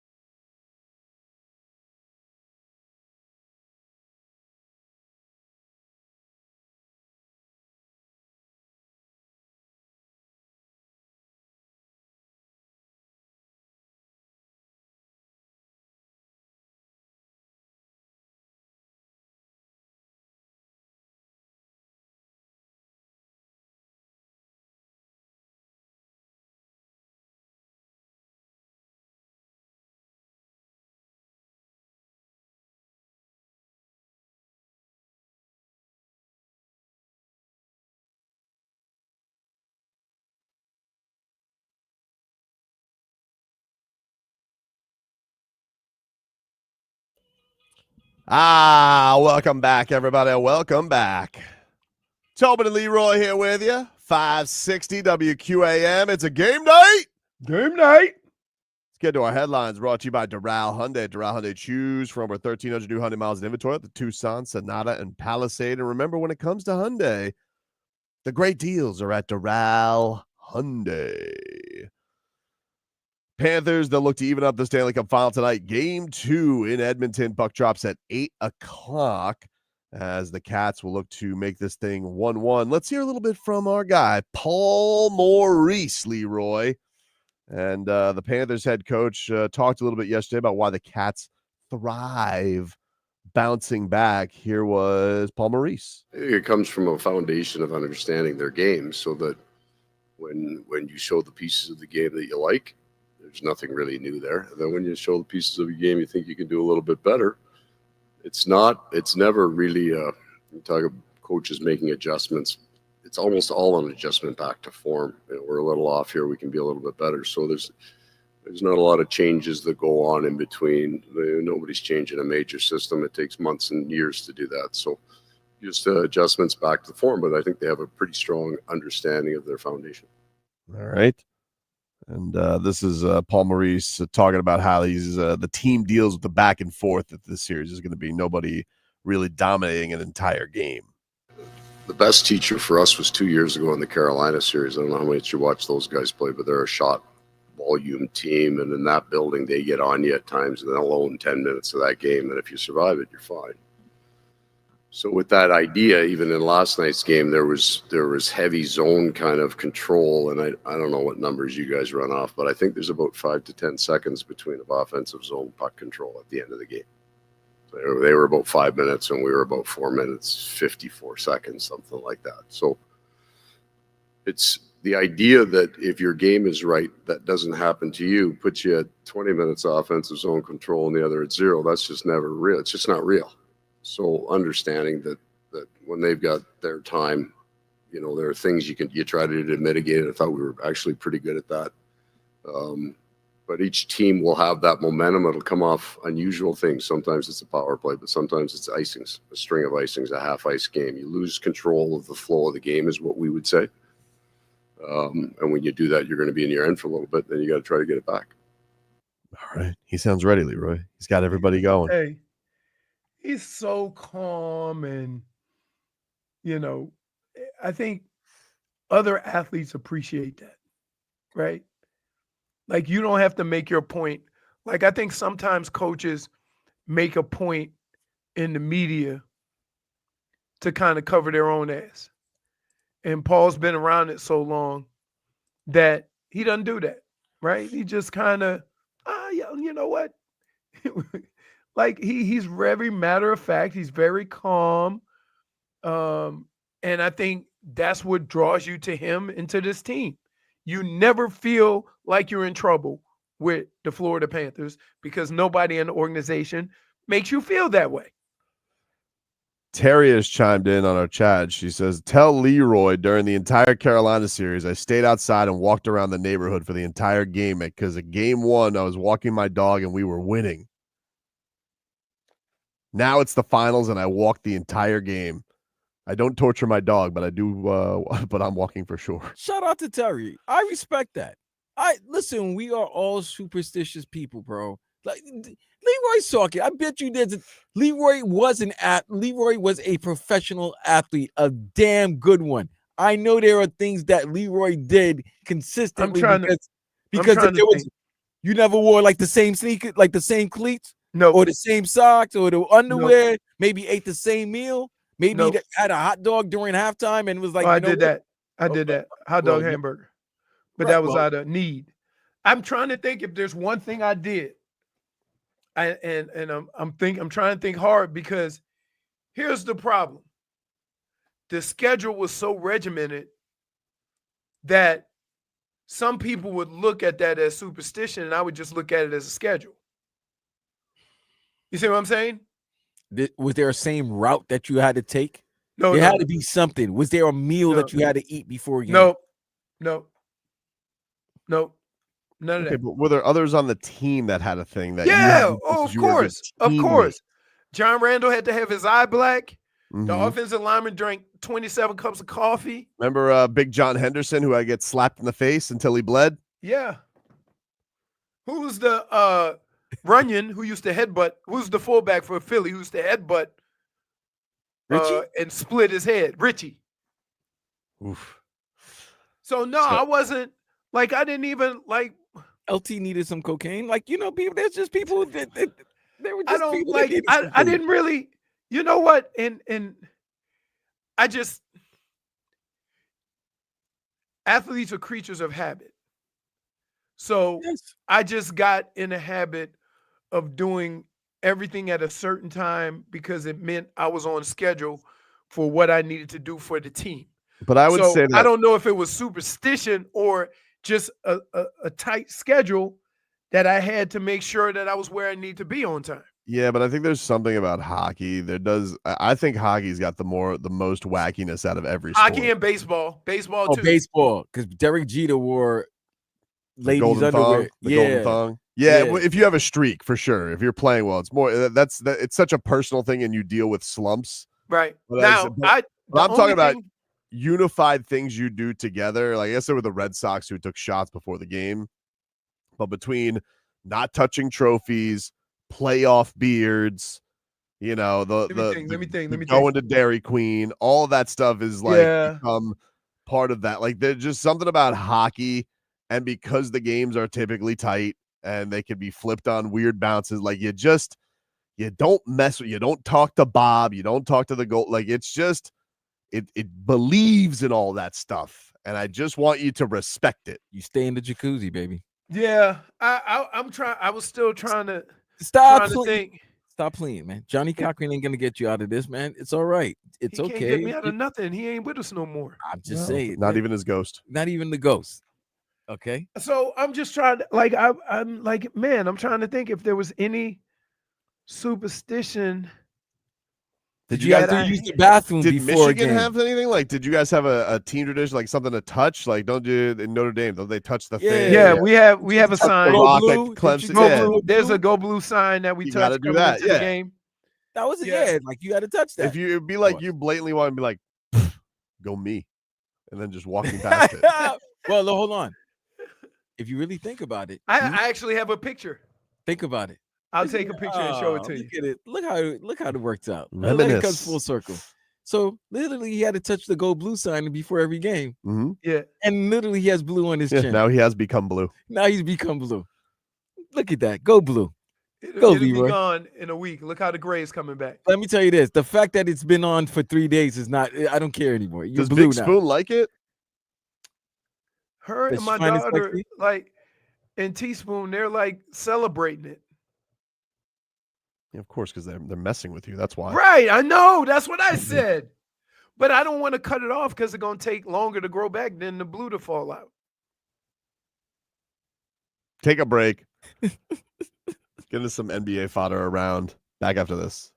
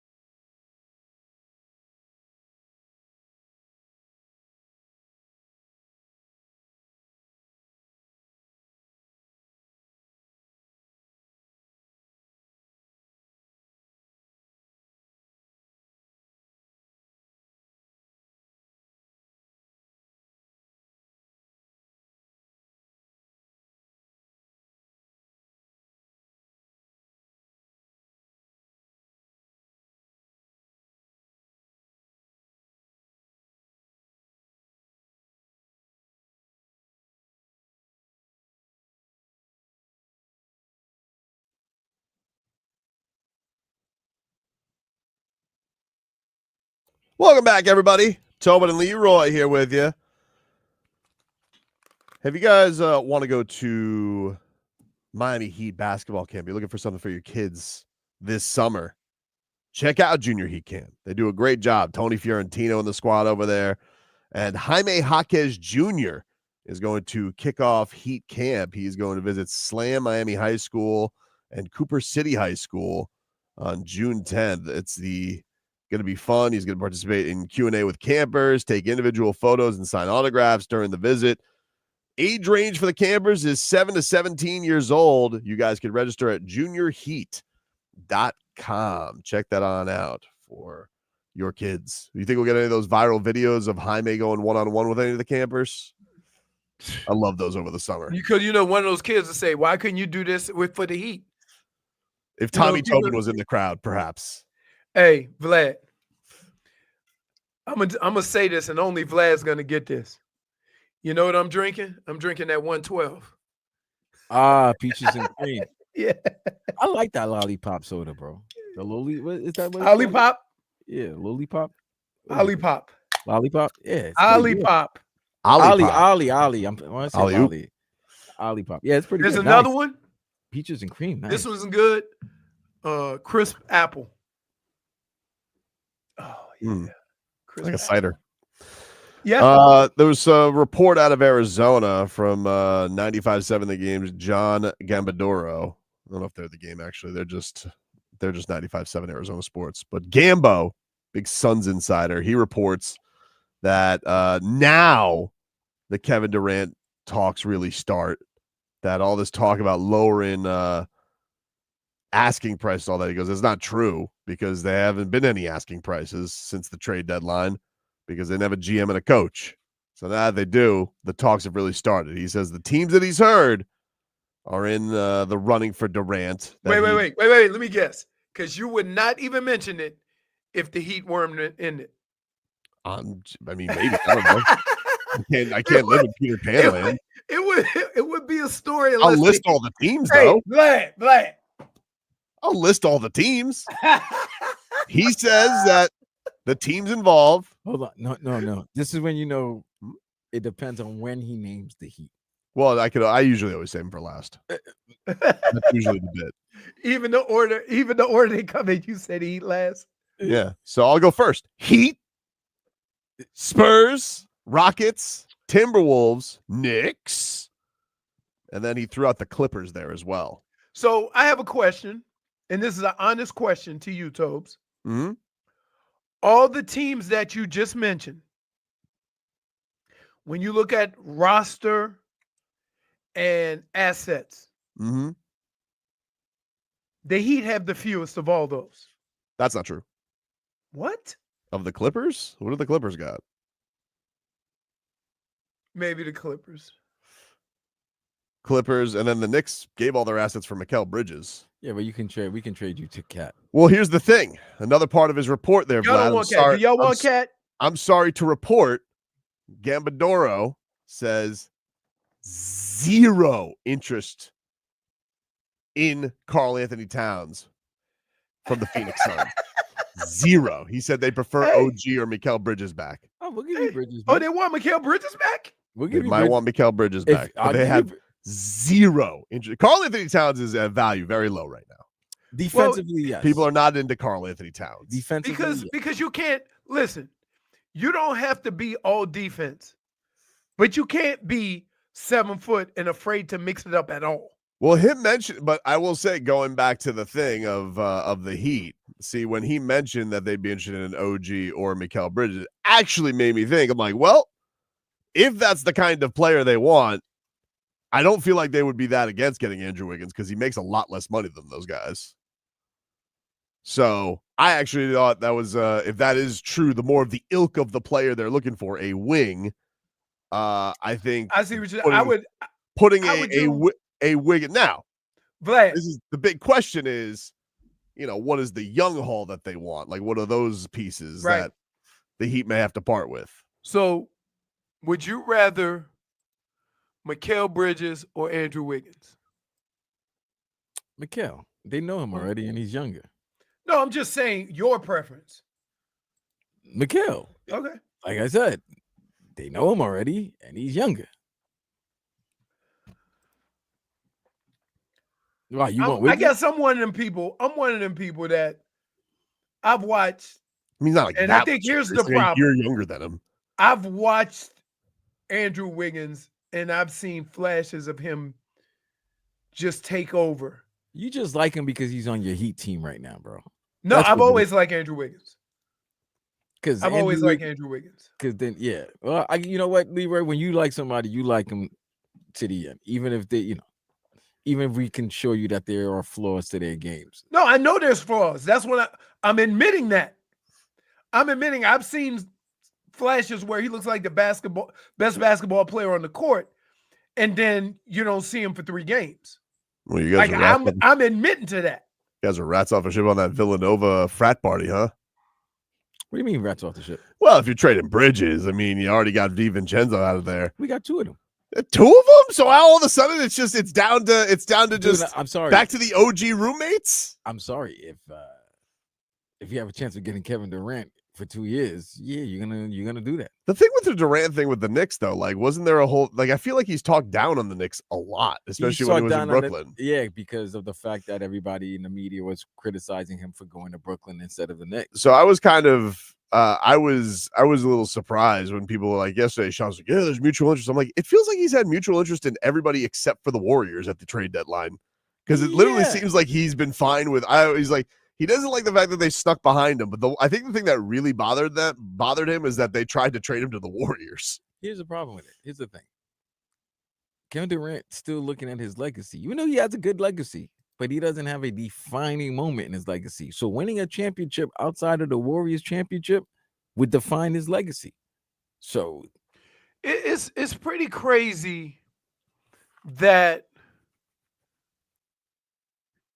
KD feels the way he does about his career. That's and because the way he puts it in his face all the time. But I know, but at some point you got to be satisfied with what you're doing. And because he gets so caught up on it, he's chasing something he shouldn't be chasing. Right? He's chasing validation not for himself. He's chasing validation for all the critics. You can always have critics. Because most people complain when you went to Golden State that you didn't have your own team. So you're always going to have critics. E. Sim says, guess who doesn't talk about trades all off season? OKC and Pacers fans. Well, first of all, whoever loses is probably going to talk about trades still. Yeah, relax there, guy. He says they have a young team, support them, ups and downs and all. All right. Well, not really, though. They traded for Pascal Siakam. Wasn't drafted by them. What is he talking about? They shipped off Sabonis for Tyrese Haliburton. Like, I get what you're doing, but like it's you know what? It's a convenient scope of thing. And they also spent even convenient because OKC also spent a lot of money on their role guys this year. Didn't they sign Isaiah Hartenstein to a big 6-year, $100 million contract? Yeah. And Caruso. Caruso as well. And mind you, if they lose, they're trading people with all those draft picks that they have. They're trading. So what's crazy? Even if they win, right? What's crazy is Indiana traded for a guy who nobody else really wanted. Who? And Haliburton. When they traded Haliburton, they were like, Haliburton was wanted, bro. He was wanted. It's just that the fact that Sacramento drafted him and they had De'Aaron Fox and they had a decision to make between Fox or Haliburton. They decided to go with Fox. And Fox is gone too, right? Well, then Fox left because they let Mike Brown go. But right. No, Haliburton people wanted Haliburton. Haliburton, when he got drafted, the people were like, wow, that might be the best point guard in the draft. So he was very highly spoken of when he was coming out the draft. But he got drafted by Sacramento. De'Aaron Fox became a star. He was becoming a star off the bench, but they knew that it was a decision that had to be made where he's going to have to lead a team. They made a decision to get a front court guy to go with De'Aaron Fox. So they traded, Tobin's favorite player, Sabonis. And it's been more in Indiana's favor than it's been for Sacramento.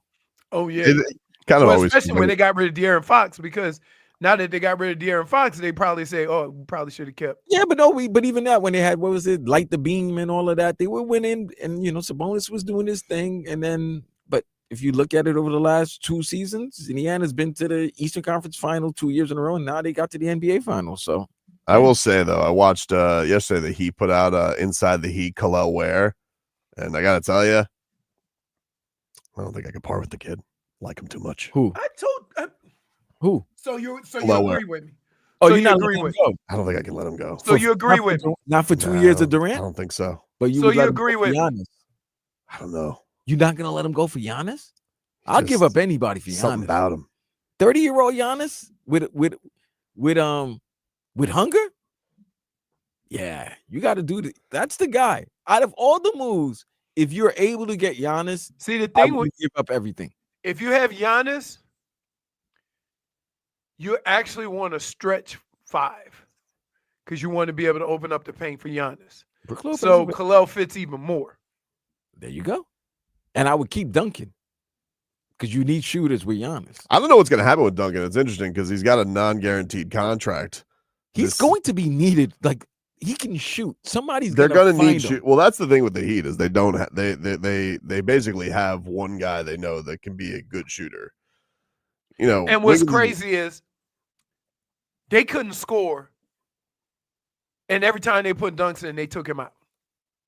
Yeah, or even when they didn't put him in, and they finally put him in a 40 point. I really do think that he should have challenged Erik Spoelstra to a fist fight, putting him in down 40. He goes, "Oh, now you think?" Like, he's had to think about it. He goes, "What if we just stop right here in the hallway right now? You and me, no cameras around. We're getting into a fist fight right now. You and me." Spo and who? Spo and Duncan. I'm taking Duncan. I think I'm taking Duncan too. Well, because Got the first range. of all, wait, Spurs you had have a to range understand. fight. Here's what you have to understand in fights or sporting events. The two people are coming to the table with different baggage, right? Like Spo's coming trying to explain, Duncan trying to get his point across. Yeah, but the right? way it was, So he's coming with a little more anger, a little more heat. The thing with Duncan that's going to be interesting, though, is because his contract is basically half guaranteed. So it's $420, but only 9.9 of it's guaranteed this year. And I believe I don't know what the date is in July. How much is guaranteed? 9.9 million of his 20 Okay. is guaranteed. So basically, somebody could also, if they wanted to get out of like cap hell, they could basically trade for Duncan Robinson and then just waive him, and they could get under whatever apron luxury that they wanted to, if they wanted to. The Heat could also do it if they pleased, but it feels like it would make more sense to get something back for it if they go that route. They could also Or just to keep him him and extend them. They could keep him and just let it expire fully if they wanted to. Come on, my thing is that where else are we gonna find somebody that give us the Duncan 2 for 2 for 2? I don't know. I don't know. Dr. Boggin says Jimmy B almost took Spo out with the clipboard. My favorite part about that clip will always be, as that fight was going on between Spo and Jimmy Butler, is when Spo slams the clipboard down, just PJ Tucker casually coming and picking it up. Say, hey, there's enough of this, guys. Come on. We're a team. We're together. What a night. Jordan Poole did that to the Heat. One-legged three right in front of the bench. Well, sent him into a tailspin. Let me ask you this. Wait, was this down here or in Washington? It was down here. Of course. No, it wasn't. He was still a Warrior when this happened. Of course he's going to do that when he's down here. Yeah, well. Come on, there was ladies outside. Come on, there was ladies watching. Sent everybody into a tailspin because Jordan Poole was pulling theatrics and trick threes. Just made everybody lose it. They were the 1 seed when this happened too. That was another funny thing. Oh, that was the 22 season? 22 season. And they didn't rally from it either. I think they had like a terrible loss to either the Knicks or the Nets the next game too. No, it was a couple of games where it was like at least a nasty 5-day stretch. Yeah, there, it was going great all year, and then all of a sudden it was just like enough of this. It's like a Wednesday, Thursday night when that game happened. Yeah, right? yeah. Take a break. We'll mix things up on the other side. Back after this.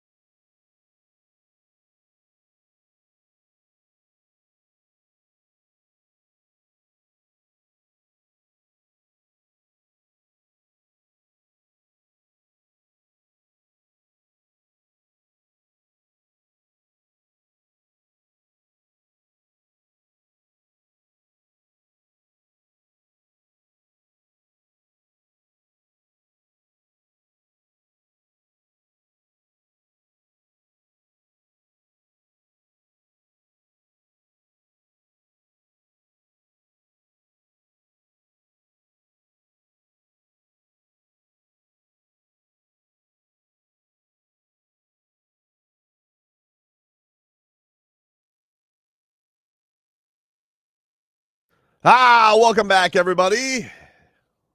And hello, Jennifer. It is time to get to the mixed bag here on a Friday, as we have a game night tonight. Panthers, Oilers, game 2. According to Paul Maurice, AJ Greer going to miss today's game again, but could be back for game 3, according to Paul Maurice. And of course, game 3 will be Monday. So you got the weekend off after tonight's game. Monday, June 9th, back in the Cats barn will be game 3. So be prepared for that, ladies and gentlemen. But tonight, task at hand. Let's first hear from the man they call Swaggy. Carter Verhaeghe. Hey. And Trump may need to call in some Panthers for some reinforcements. He's beefing right now. I don't even understand what's going on. I was so confused yesterday. Carter Verhaeghe. Here's what Carter Verhaeghe had to say about the Cats bouncing back. Yeah, I think we learn more from adversity than we do from winning. And I think every time you lose games or go through series where you're down 2-0 or losing in the Cup Final a couple of years ago, I mean, you learn a lot. And it's just sticking with it and being mentally strong. And, yeah, I mean, there's ups and downs in series, and that's what happens. That guy's ready to light up. That sounds like Swaggy ready to light up the lamp a little bit. Almost did it himself, but got that tip in from Bennett. So we'll keep an eye out on that. Of course, you can hear that game here tonight. Does the Cats will look to bounce back tonight? Moving back to the NBA. Let's hear last night's call. The highlight of the night. ABC's Mike Breen calling what Tyrese Haliburton did in game 1 as the Pacers take a 1-0 lead in the NBA Finals. The Pacers with a chance to win it. Final seconds, no fouls to give. Haliburton looking. Haliburton driving, pulls up, jump shot. It's good! It's good! With 0.3 of a second remaining. Timeout, OKC. Tyrese Haliburton does it again. Their first lead of the game. Jeez. That's crazy. The first lead of the game came with 0.3 of a second. That's a sickening feeling if you're a Thunders fan. If you're a Thunder fan. My goodness. Tyrese Haliburton, after the game, he was asked about any nerves going into game 1, and that's what he had to say about that. Yeah, for sure. I mean, I'd be lying if I said it wasn't. I felt like I was a little jittery in the first quarter, getting off the ball quick, flying off ball screens with no real setup.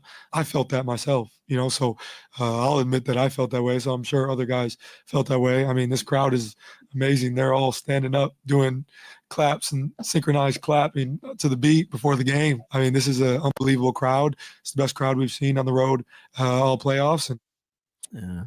Wow. You didn't like that, Vlad. It's like Boomer Esiason said, it's become too wine and cheese, too many celebrities. It's always been celebrities. What the hell are you talking about? Shut up, Boomer. What the hell are you talking about? He just made that up, man. Why you get so... Wow, Vlad. He literally just made that up. No, I didn't make it up. That's what Boomer Esiason said. He said the Knicks players are sick of the celebrities. That's ridiculous. It's always been celebrities at New York. That's why it's New York and LA. Well, apparently you need Jared the Farmer there. That's who people want to play in front of. Jared the Farmer, please. Yeah, I'll go play in front of Mike Epps and Freddie Gibbs. And the lead of the KKK. They are a good crowd. They stand until they score. Who, the Pacers or the Thunder? The Thunder. Oh, the Thunder. I mean, what they have? They got to wait for Boomer Sooner football. Like, they ain't got nothing to worry. They got nothing. That's all. That's their everything right there. Schmieden says, little less Gail King courtside, a little more Bobo from the Bronx. Yeah, we need Poppy. We need Poppy from the Bronx to come in, man. Too much, what's his name? Timothy Chalamet. Who the hell is this? Chalamet. Who's this Chalamet guy? Get the hell out of here. Chalamet. One damn Bob Dylan role, and this guy is really living off that, boy. I learned how to sing like this. Now He's done more, Vlad. Nah, that's what he's done. That's all he's known for. Man, I'd even say, rest in peace to the great, to our boy who did Black Panther, but he didn't maximize like, oh, I'm Black Panther. I'm gonna just, No, he did other movies. He did other things. He did a lot. He did a lot of stuff though. Right, but this guy Black Panther. I saw him in an episode of like Law and Order or something like this that. Guy Shamlay just off this one Bob Dylan. Did you just call him Shamlay? Right. Yeah, ShamWow. My Jesus. Enough already. And him, which gender is he? I'm not even going to go ahead and say your name. One of them. He's with Kylie. Kylie? Yeah, he's with Kylie. Like that's it. He's going to be Kylie Jenner's boyfriend. That's it. They're turning on their own, Leroy. Who's turning on their own? The Knicks fan. Turning. You're all turning against each other. We're not turning against Everybody hates Rick Brunson now. You're all tired of the yeah, that's crazy. Of course, all the stories are coming out, But we'll see. I'll let you know this. This is not the media down here. The New York, when there's smoke, they're gonna definitely trying to see where the fire is. There is, but their guys won't talk to the media. Who? Leon Rose. No, Leon won't talk. But so soft. I mean, Rouse doesn't talk. Rouse talks once a year. So once. Leon, you talk to Leon once a year. By the way, Riles, I started my scouting yesterday. Oh, on the draft. Oh, let me ask you this: you're doing a draft, right? Yeah, with Solana. Yep. So you're gonna be there from like 7 p.m. to like midnight. Oh, maybe they trade the pick for somebody. He's hoping for that. Yeah, last year we had to wait till 15. Now it's 20. But started scouting, and you know what I saw? They have these YouTube videos. You can say what you want about Pat Riley, right? You want to say he's washed. You want to say he's this mother bleeper is out there scouting in the gym at these pro days at his age. Come on, dude. That's committed to the game. Look at all these bums I got to watch work out. I'm Pat Riley. And they got because it's the first crowd shot everybody sees, the most famous guy in the gym. So they're like, hey, look who's here. Riley's here. As soon as they do all these workout videos, they're like, hey, Leroy, look who's here. Riles. It's such a bastard, Smeathan. Smeathan's the best, man. You know what? Smeathan, I need you. If I ever get successful, I need you to be there so that your hate can keep me going. Because if you see something positive, Smeathan's got that. He'll knock you down a peg. He'll knock you down. He's got to give that comment to just lower your ego. Come on, man. Give Rouse credit. Ego in check. Yeah, give Rouse credit at 80. He still got the passion and hunger to go watch these guys play. I was shocked. I was like, man, he's because I thought like he'd go to 1, right? I'd be like, he'll go to 1. I've seen him at like 4 different. Now I know they're all in LA, but whatever. You could send Adam Simon to do it. He's there with him. He goes, I'm gonna go. By the way, did you guys see this video of Spo at a Marlins game? What? He wants to get more depressed? Stop. He said, no, somebody like asked him, there's a video, I retweeted it yesterday, and it's a video of Spo getting asked to sign an autograph at a game. And the guy had like photos of Spo. And he's like, and he just looks at it and he goes, why do you have these at the game? Did he know he was going? I'm sure somebody must have said, hey, Spo's here. And they were autograph hounds. Like that's what that has to be what they were there for. That's like the guy who found out Leroy was doing the show. How does he show up with 30 posters? He goes into the trunk and he's like, Leroy Horde's at the Hard Rock? And so, but you guys were at the Hard Rock constantly, so that made more sense. But Spo at a Marlins game? JFig, there's like 14 people there. That's what I'm saying. How do you know he's one of 14? I think everybody knows he's a pretty famous guy. Like, no, but I'm saying like before going there. Maybe they did it. Maybe it was like during the 7th inning, and like they tune into their television. They're like, "Oh, I live down the road. Let's go get a Spo autograph." Okay. What's it cost you? $2? Can I just tell you, the guy used to come to the Hard Rock with a little wheelbarrow. Oh yeah. Was that the same day he threw the first pitch or something? I don't know. Oh, okay. I don't know. It was a new video though, because he was wearing the new Marlins City Edition hat. Like he was wearing that 305 new City Edition hat. So I don't know. You know your own. But you know, Spo was like he like looks at the guy and goes, why do you have these here? Signs them and leaves. You know you're unwinding if you're going to a Marlins game in the middle of the week. Or you're winding yourself up. Maybe he's like asking Clayton McCulley. Goes, hey, misery loves company. When I first got season tickets for the Indians, they were not good. And I used to look forward to going to those 1 o'clock games. Yeah, we talked about this. Empty. Yeah, you can go in there. You can enjoy need, the game, enjoy baseball, popcorn. You got leg room. You ain't got to worry about nothing. You think Spo hates somebody? That, Leroy. You think Spo hates somebody called up from AAA? He's like, what are you playing him for, huh? Give me a savvy vet.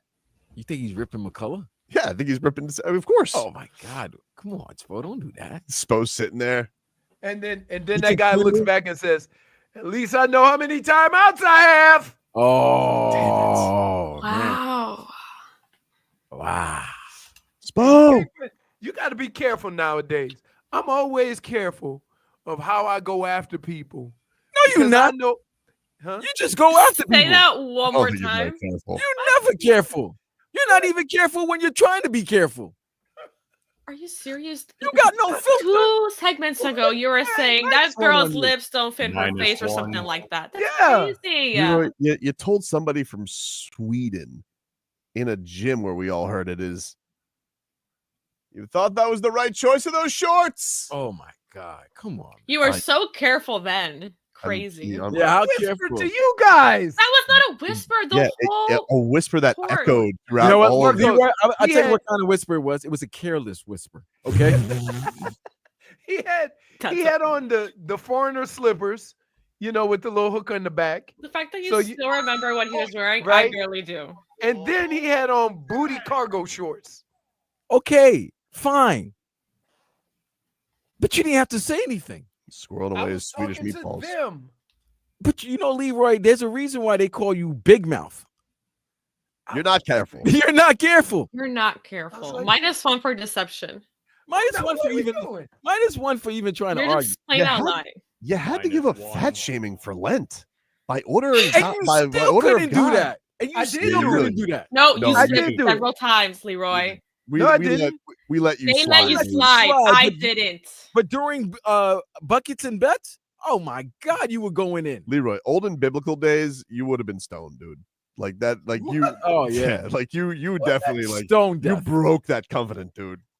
No, I didn't. What are you talking about? I wasn't. Hey, I didn't do nothing. I didn't do nothing. Keep on. Prolong. Come on. During buckets and bets. Liar. Lying. -1. What was that guy wearing the jersey? What was it again? I don't even remember. It was a Reggie White jersey. Oh, jeez. I was commenting on the Reggie White jersey. You remember your victims, huh? It may be Reggie White, but you're not Reggie Slight. That's what you said. I did not say. You said that. Wait. Was it somebody wearing a Philadelphia Eagle? Yeah. It was that's that what was we're it. talking about. Yeah, the Reggie White. That's right. You went in And on then he him. was looking at all the people at the Hard Rock. And then you were like, He no, was I'm not watching. looking at him. I'm looking at the person that he was with. Yeah. Come on, man. That's great. Yeah. You gotta say that was a good one. No. One more here in the mixed bag. It was OTAs this week for the Dolphins. Mike McDaniel, he's proud of his right tackle, Austin Jackson. I don't think people quite understand how rare of an occurrence it is for a guy like Austin Jackson to hear the label, live it, and play through it, and come out the other side. It's a testament to his work ethic, who he is as a person, and his working relationship, with our coaching staff, as Butch Berry leads that room as good as any. All right, well, don't be Teron Armstead 2.0. Question. Right? Let's be out there active. What label? I think people were saying after his first season, like, is this guy going to be any good or whatnot? And he's pretty good.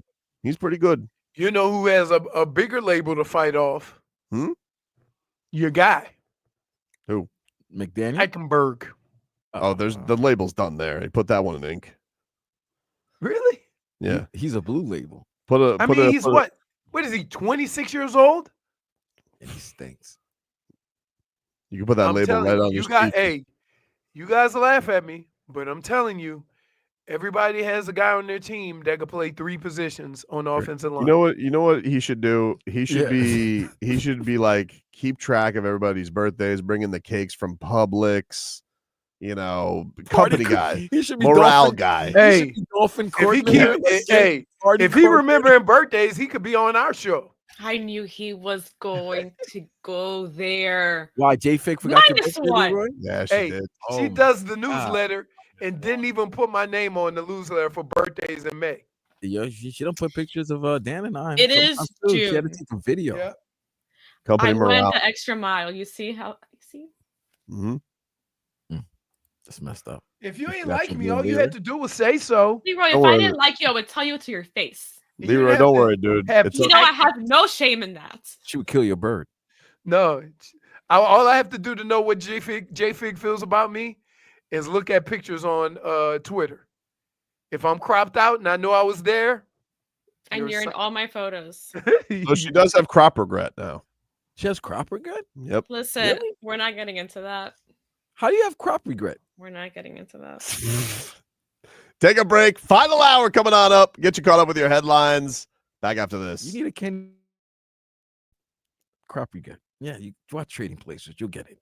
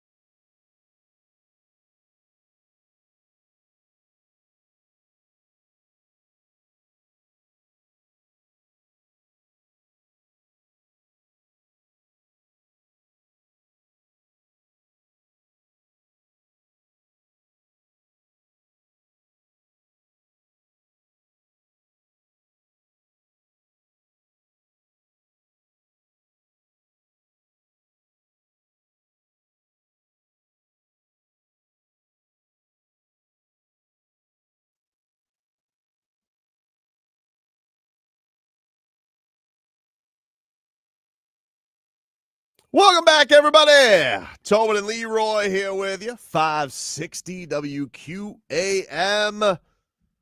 Take you guys up until 2 here on the program. Let's get to our headlines here for the final hour here on a Friday. And the headlines are brought to you by Doral Hyundai. At Doral Hyundai, choose from over 1,300 new Hyundai miles in inventory, like the Tucson, Sonata, and Palisade. And remember, when it comes to Hyundai, the great deals are at Doral Hyundai.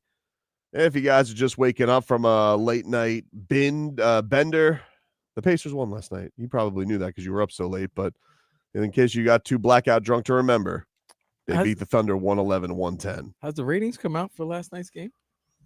I don't think so. Usually, yeah, I'm sure that I imagine they'll probably be, maybe it's tomorrow, I think, Vlad. Maybe that'll be when it comes out. I don't know. But I am curious to see what they are. You got nothing to complain about with this series, though, nationally. It's like 2 good teams. What do you give a rat's ass where the city is? You're not there. Yeah, no, you're right. Nobody should. It was a tremendous series. This guy's been the star of the postseason so far and the MVP. What a terrible matchup. Now, do I want to go to Indianapolis? No, I went there. It's a terrible city. Who wants to go there? It's awful. You don't want to go there. It's not. I mean, I'm gonna go. I still wake up in a cold shiver thinking about Big Ten Media Week. Oh my God, what you got? St. Elmo's? That's all they got, right? Oh, dude, it was terrible. But I don't have to be there right now, so I'm good. I don't care that it's in Indiana and Oklahoma City. Not a problem for me. Here's a question I'm asking.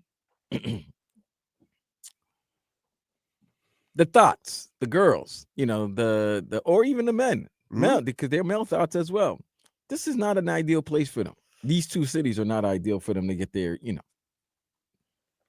their activities going on. It's not a destination. I mean, it's not Miami, it's not New York, it's not Los Angeles, it's not Houston, it's not Atlanta, it's none of that. It's Indiana and Oklahoma City, Indianapolis and Oklahoma City. You're not trying to fly in and get your, I can understand that. You're crazy on that's what I'm saying. Unless you're so bored of there and you need to find something else to do because there's nothing going on in that town. Come on. It's what nightlife is going on in OKC? You're going to when I got to Indianapolis, there's nothing. Everything's closed at 8 o'clock. Thank you. That's Doc. how Minnesota is. There's no Tron activity. 8 o'clock. Minnesota closes at, I want to say 12 or 1 o'clock. Dude, and the cops line the streets at like 1:45. A wild night in Indianapolis is like a night at the minor league baseball stadium. See, this is what I know for a fact. Whoever wins is flying out to Vegas after the victory. Because they're in the Midwest. They're flying out to Vegas. They're not, because where are you going to celebrate? You're not celebrating Oklahoma City. What are they going to do? Probably a honky tonk. Right. They're going to open up a rodeo. You're gonna see Tyrese Haliburton on the mechanical bull. A saloon? A bar? Is going to be open till midnight? Is there any explanation for why this Marlins game is so early? Have we gotten anything on that? Like, is this one of those where like we're just Marlins? Who cares? You mean the Marlins are on right now? That's why I'm confused. They're on right now. It's gonna start at 1:10. Yeah, I know, but like, why? I found out. I did look it up. I'm sorry, I did look it up. Is it like is it a holiday or something? Or no, it's baseball reasons. It's baseball reasons. So there's a minor league game tonight. No. Like they wanted to have a game on. Like at 1, 4, and 7 tonight. So this was this is what network. They chose. Yes, the Bendix Bowl. Basically. Alrighty. Oh, so this is on. It's like an MLB triple header. Yeah, they're playing their game. This is their only Friday afternoon game of the season. The reason to start this time is to Metallica has a concert on Friday night. Down at the thing? Yes, at Raymond James Stadium. So they didn't want the traffic of that and also with the game. Good thinking. Here, if I may. What happened? It's so funny. Wait a minute. You act like if Metallica wasn't there, that place would be packed. What the 500 people that's gonna go to that game is gonna cause traffic? but he's right. But you just Well, I think they're It's trying to. it's very crowded area. You know what? It's a good thing he's being proactive than reactive. Well, I think that I think it's one of those things where they're trying for their own convenience. They're like, we don't want to get caught in traffic. And yeah, we're not talking about the Marlins. The Marlins are the road team here. It's Tampa. Yep. They're just as bad. Not actually all right. They're all right. They're in second place. Ain't nobody going to their games. Well, that's true. Well, that's true. But I mean, that's it's one true, thing to but- be good and then nobody's going to your game than being bad and nobody going to your game. Nobody wants to go. Well, let me ask you a question. Do you want to go to a baseball game and see small ball? Huh? Hey, yo. What do you mean? I'm just saying. Do you want to go to a baseball game and see small ball? I want to see a baseball game and see my team win. I don't care how they win. Okay. You know? I mean, It looks like a nicer place to watch than the Trop. well, I mean, it's the Yankees. It's the George Yankees. Steinbrenner Field. I mean, come on. It's the Yankees. It looks nice. First pitch just underway here. Marlins up and underway. If you guys are Home looking run. at your pitch. I want to hear a sun. I want to It's wear a just sun hat. I like the sun hats. breaking ball for a strike. Xavier Edwards is up. So yeah, that get going. That just got underway, and tonight we have Game 2 of the Stanley Cup Final, right here on 560 WQAM. Puck drops at 8:20. What are you doing between sessions, Vlad? Are you gonna go just take a nappy poo? What are you Yeah, I'm gonna gonna do? take a nappy poo. I brought two plates of food and one to eat for lunch and then eat for dinner later on because I'm gonna be here till 2:00 in the morning tomorrow and then be back for me and Frog Boy because Dan Day's out of town. Oh, Dan Day's out of town. Yes, Dan Day's. You and Frog Boy, huh? Yes. My goodness, I know where he's Dan at. Day took the red eye to Portland. Yeah, he's I he's in the love North- that. What's he doing? He's His flight with left his- at 4 in the he's with morning. his- he's with his girl and they're just checking out the Northwest. He seems He like told me his plans. It's going to be very fun. You know. Is Yes, it I'll- require? yes, menu. Is Yeah, it gonna I'll- require some walking in some woods? Yes. Of Oh, course. that's some more intangible stuff That's right there. so cool. And he's gonna. But I told him to hit the brewery. Hit the bars because You there's already nothing know he's better- going to do that. And that there's place is nothing full of them. better than to watch the Stanley Cup Final with the team that you work for, Mhm. and you're watching them during happy hour. It's great. That's You true. know? There's nothing better than that. When you're watching these It's- Stanley Cup Final and It NBA Finals, was it's happy weird. hour. It was weird seeing the pit outside there being daytime. I was like, Right, "Lose- right. It was loses a light. little." What? Oh, Lose- Edmonton, In right? Edmonton, yeah, it loses a Hey. little. It does. It does. Hey, how People about are when like, we "Oh, would it's go? crazy out there?" I'm like, no, Toronto was crazy. That was a little bit weird. The daylight, what do they call it? The moss pit. Like that's yeah. I don't. It didn't hit quite the same as Toronto's did when it was in the middle of the dark. I remember we went to Vegas during football season one time, and on Saturday, you got to get up at like 8 in the morning to go make your bets because the games start real early. Jesus Sanchez, Strike- swing and a miss. strike 3. 2 down for the Fish to start this game. The game just started. The game started at 10 after. At 10:13, there's already 2 outs. Pitch Well, clock. It's 1:13, but because 10:13 would be long. 1:13. 2:13. We're done. We're not here. Yeah, I mean, We'll take a break. We got a little "You Dead to Me" coming up before the end of today's show. We'll be back with more shenanigans after this.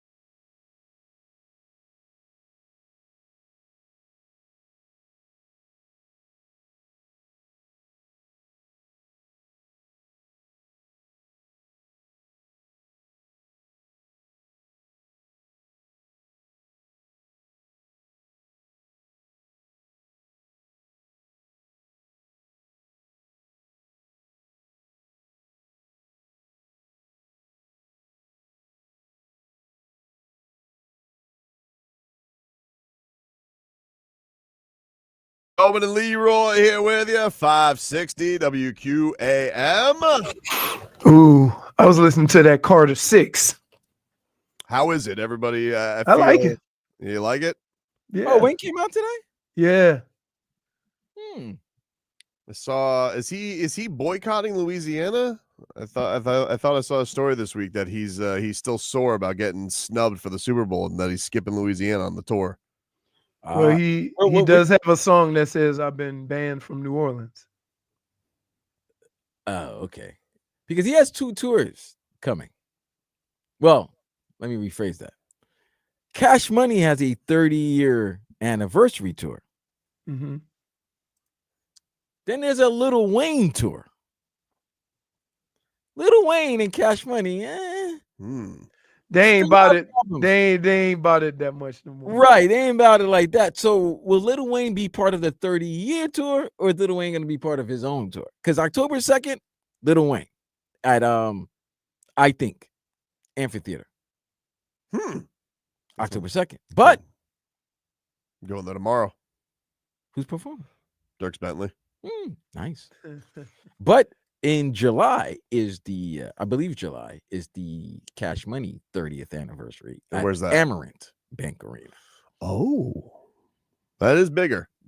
Which one's bigger though? The Well, amphitheater or the arena? I think capacity. I think the arena.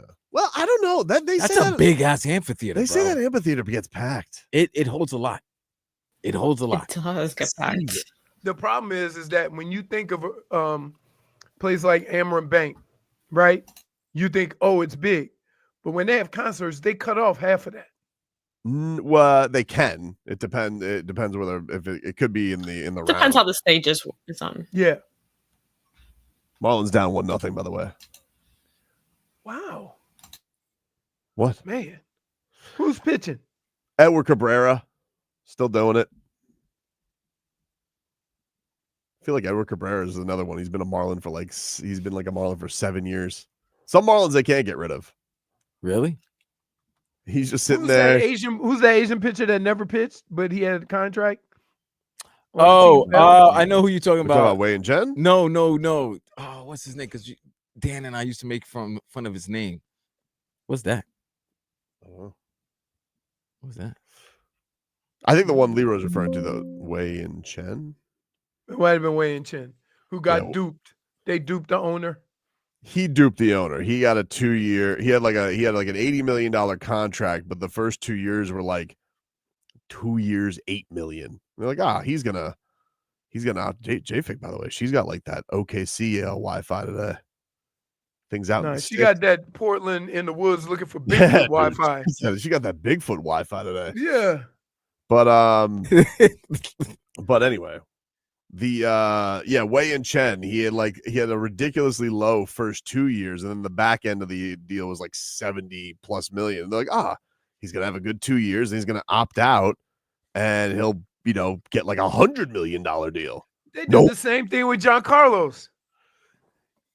Yeah, but like they didn't. I think in that case, it was like they still did pay Giancarlo a lot of money. It was a $300 million deal. They still had to pay Giancarlo like $100+ million.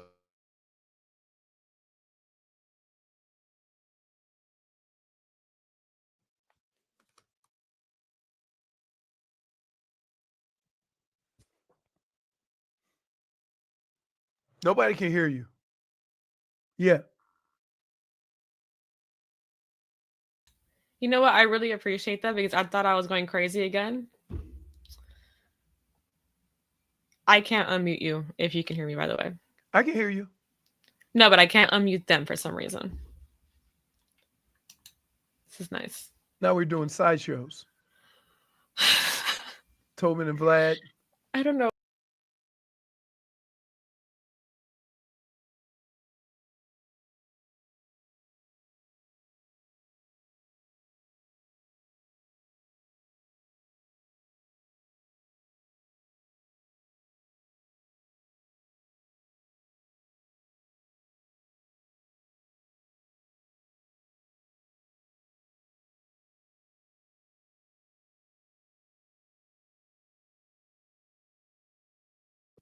I can unmute my mic. Yeah. Okay. Now can you hear us, JFig?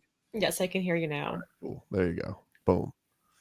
Yeah, you like crapped out, and then once you came back, it messed up all the settings. Oh, I'm sorry, but I couldn't unmute you. So, yeah. Anyway, getting back to it, Edward Cabrera, who has runners on the corners right now. Hey, you know what's funny? What's up? This dude can talk for 2 hours over random Marlins. Yeah.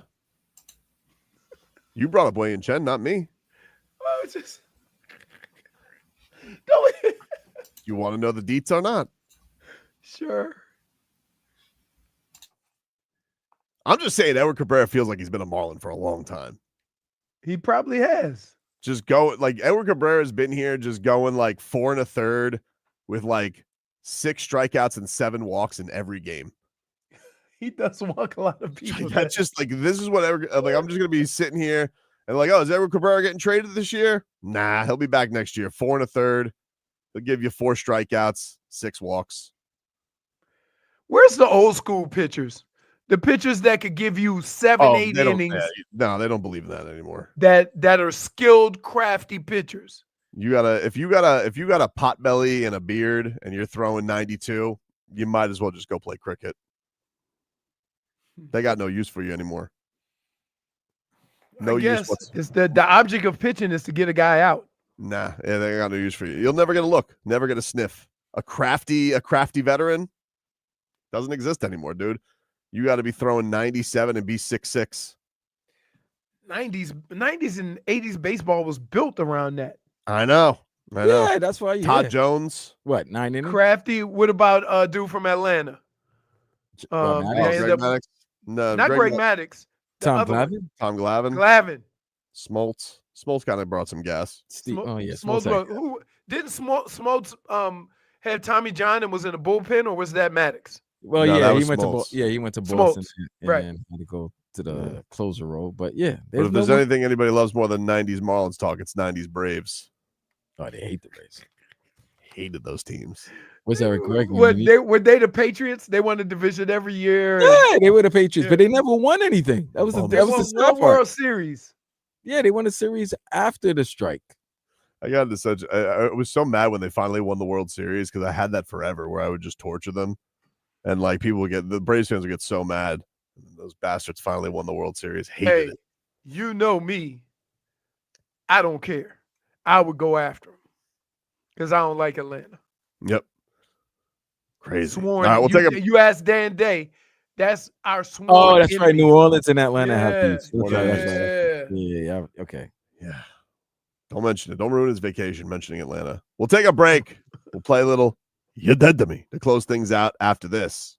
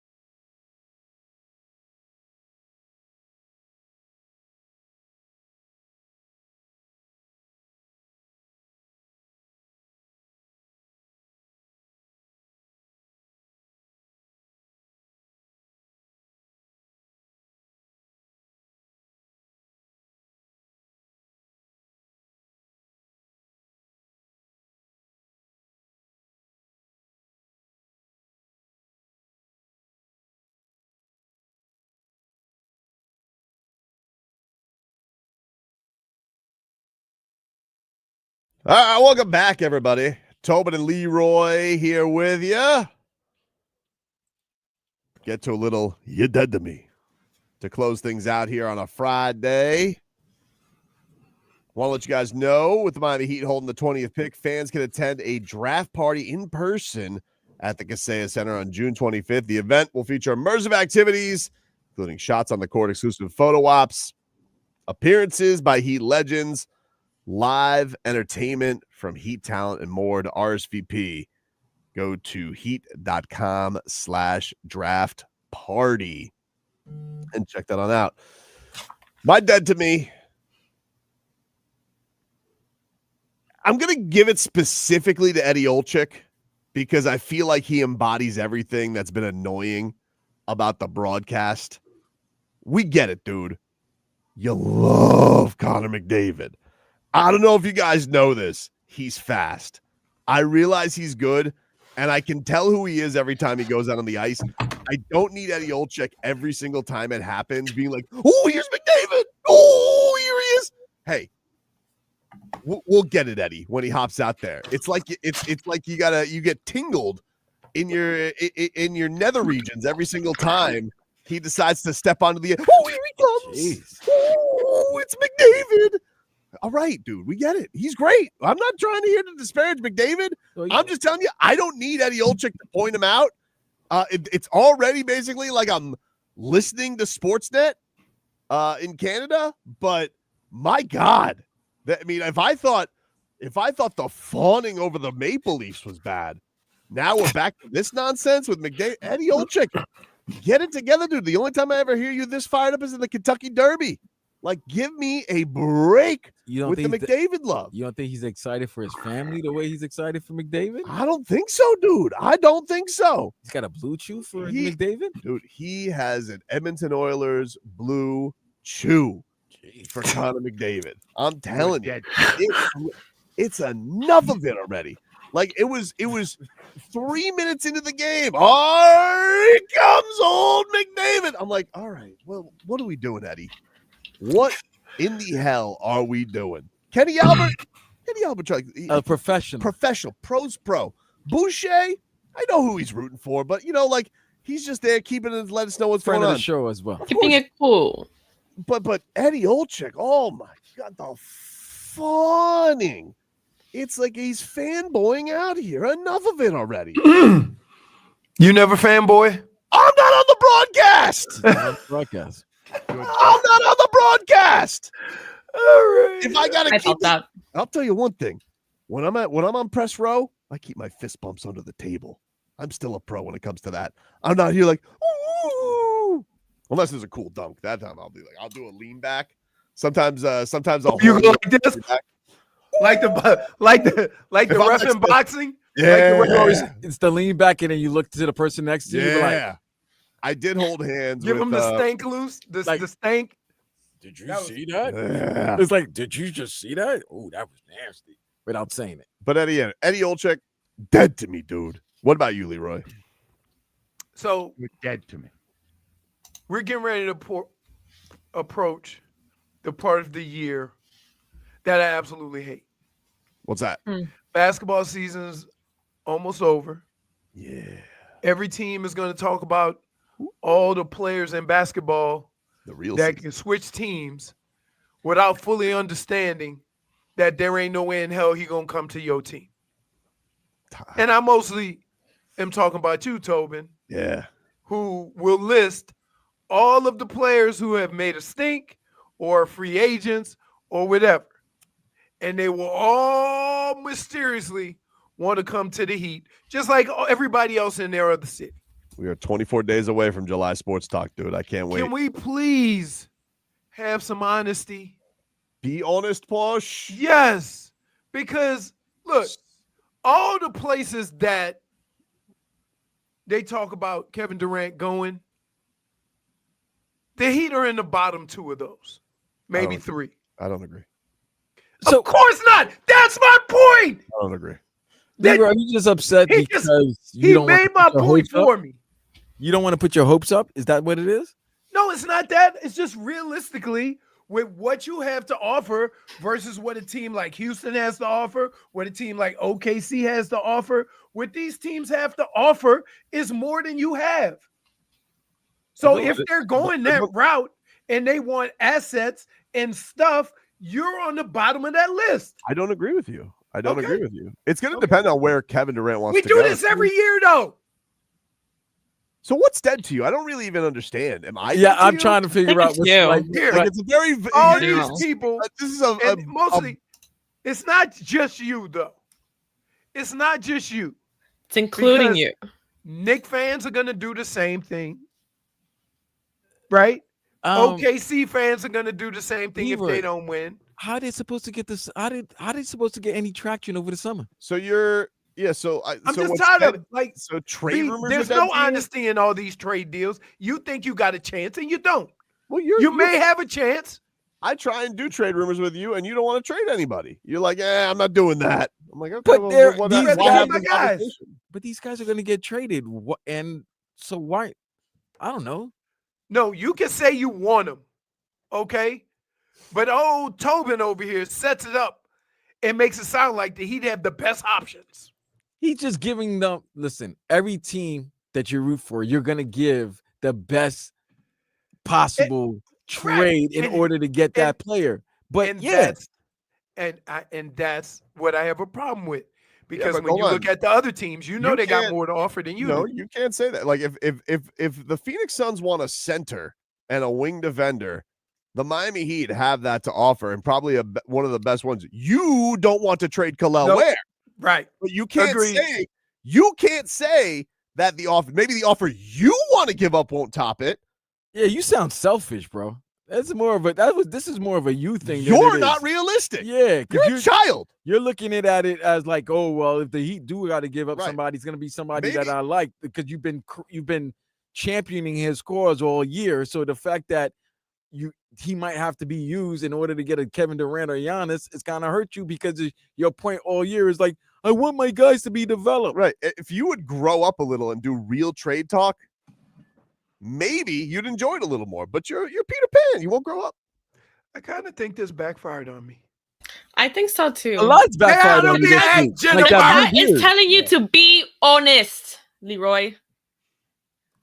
Perhaps. I still don't even know who he married though. Never mind. Big. I don't have a Jennifer, who's dead to you?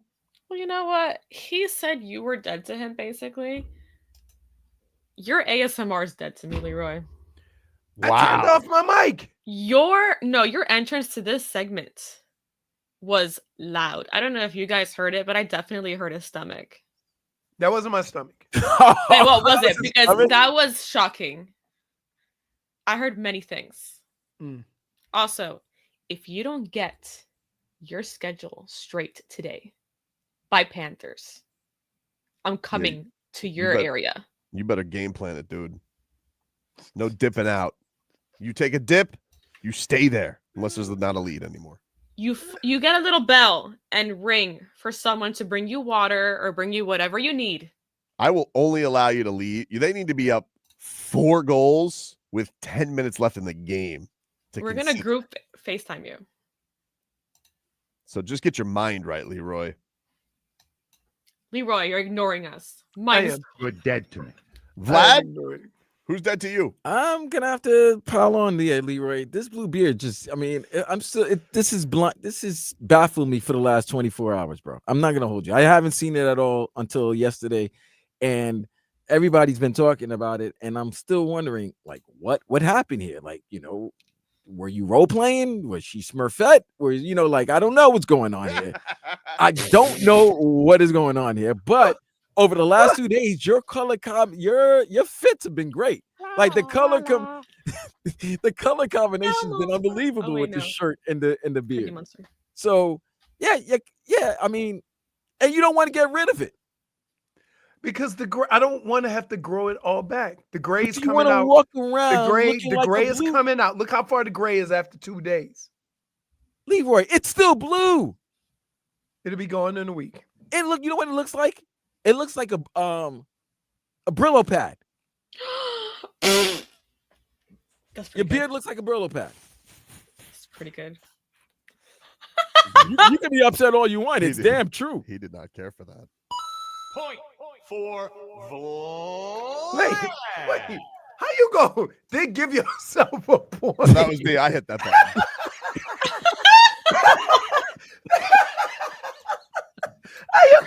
He go, I'm speaking the truth. And tell you what, then I'm just saying. No look pass to himself. Jay Will. He just threw an alley-oop to himself. I did a no look pass with the elbow. That's it, you know. But yeah, Leroy, like the fits have been great. Like you noticed in your closet that your beard and your outfits have gone together. But I'm still trying to question. I'm still wondering why you've continued the rest of the week with that blue beard. He didn't want to shave it. He was. I told you why.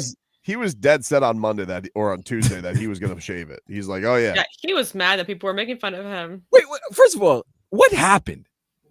As the final story for the week, what really happened? What your wife was just playing a prank on you? So my wife was dyeing her hair, right? And this is the difference between white people and black people. Well, right? clearly she's using blue dye. White folks don't realize that their hair crap doesn't fit everybody's hair. Right. So basically, she was getting rid of her stuff, and then she had some extra on her hands. She came up behind me and boom. And just said, right. So she said, but okay, you know what? If she said, this, let me get it. So she said, let me get it. So I said, fine, go ahead. Okay. I didn't know because, I don't have hair, right? Yeah. That women that dyed their hair black sometimes use tints of blue, right? Okay. Because there's a black blue and there's a black. Right. So when she does it to her all black hair, the grays just come out. It looks dark black. I had all gray. You have gray beard. But when she put it on, it came out blue. Oh. So she owes you. Dude, she messed you up. Dude. If you really didn't like the blue, you could have done something to fix it. Like you could have put black or something. Like not blue, black, just black. No, right well, in his defense, keep putting chemicals in it. In his defense, why do I have to put any chemicals in my beard when my beard was regular and natural from the first place? Yeah, right. But you did that. Guess what though? If the Cats win tonight, you also got to keep it. Wow, he just called me if the Cats lose again. That's what you said. Wait, so that's what Tobin said. If they win, then make up your mind. Do I have to stay in the jacuzzi or keep the blue beard? No, you got to stay in you definitely got to stay in the jacuzzi because the jacuzzi is not up for debate. Right, because it's a known fact that what about the color of his chinny chin chin? The jacuzzi is simply an in-game thing. But if we come here on Monday and it's an even series, that you can't touch the beard. You might have to put Panthers red on the beard. Yeah, you may have to mix it up. You may have to go Cats full uniform. We have to go gold, red, and blue. You might have to do a beard. You may look like Stanley C. Panther. That victory round. I'm so sorry. Stanley Panther. Stanley C. Black Panther. Stanley C. Black Panther. Wakanda forever. What just happened here?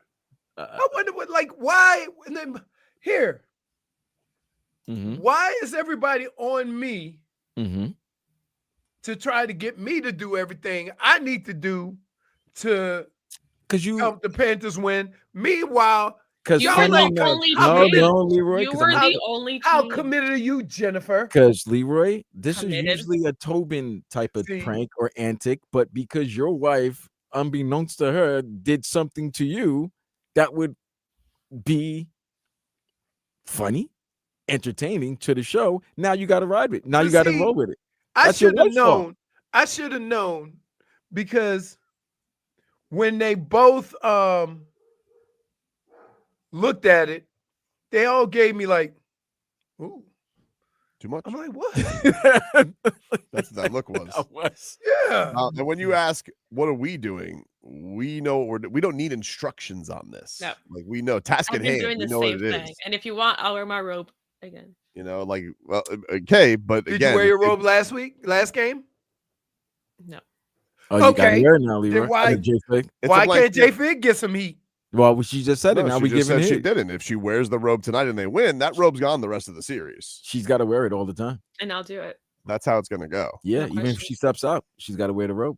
So do you want me to wear the robe? I'm not telling nobody what I do during the game. How's about that? Marlins manager just got thrown out, by the way. Really? Clayton McCullough got thrown out. The Marlins thought they Hey, tied. Clayton, can you hit? Well, not anymore. Well, they just made him hit the showers. I mean, you know what though? Maybe he's got tickets for the Metallica concert. No, he wants to go early. So the Marlins, so Xavier Edwards laid down a bunt to bring around Dane Myers, I think, and it looked like he was clean, and they called him out for runner's interference. I was like, I've never seen that before. Like this, the umpires entered. The umpire said, "Hey, you're out." And he's like, "Hey, what do you mean? We should have scored there. We should be even." Nah, they said enter Sandman. You're up. They say, "Hey, hit the bricks, McCullough." All right, that's our show, everybody. We will talk to you rascals on Monday.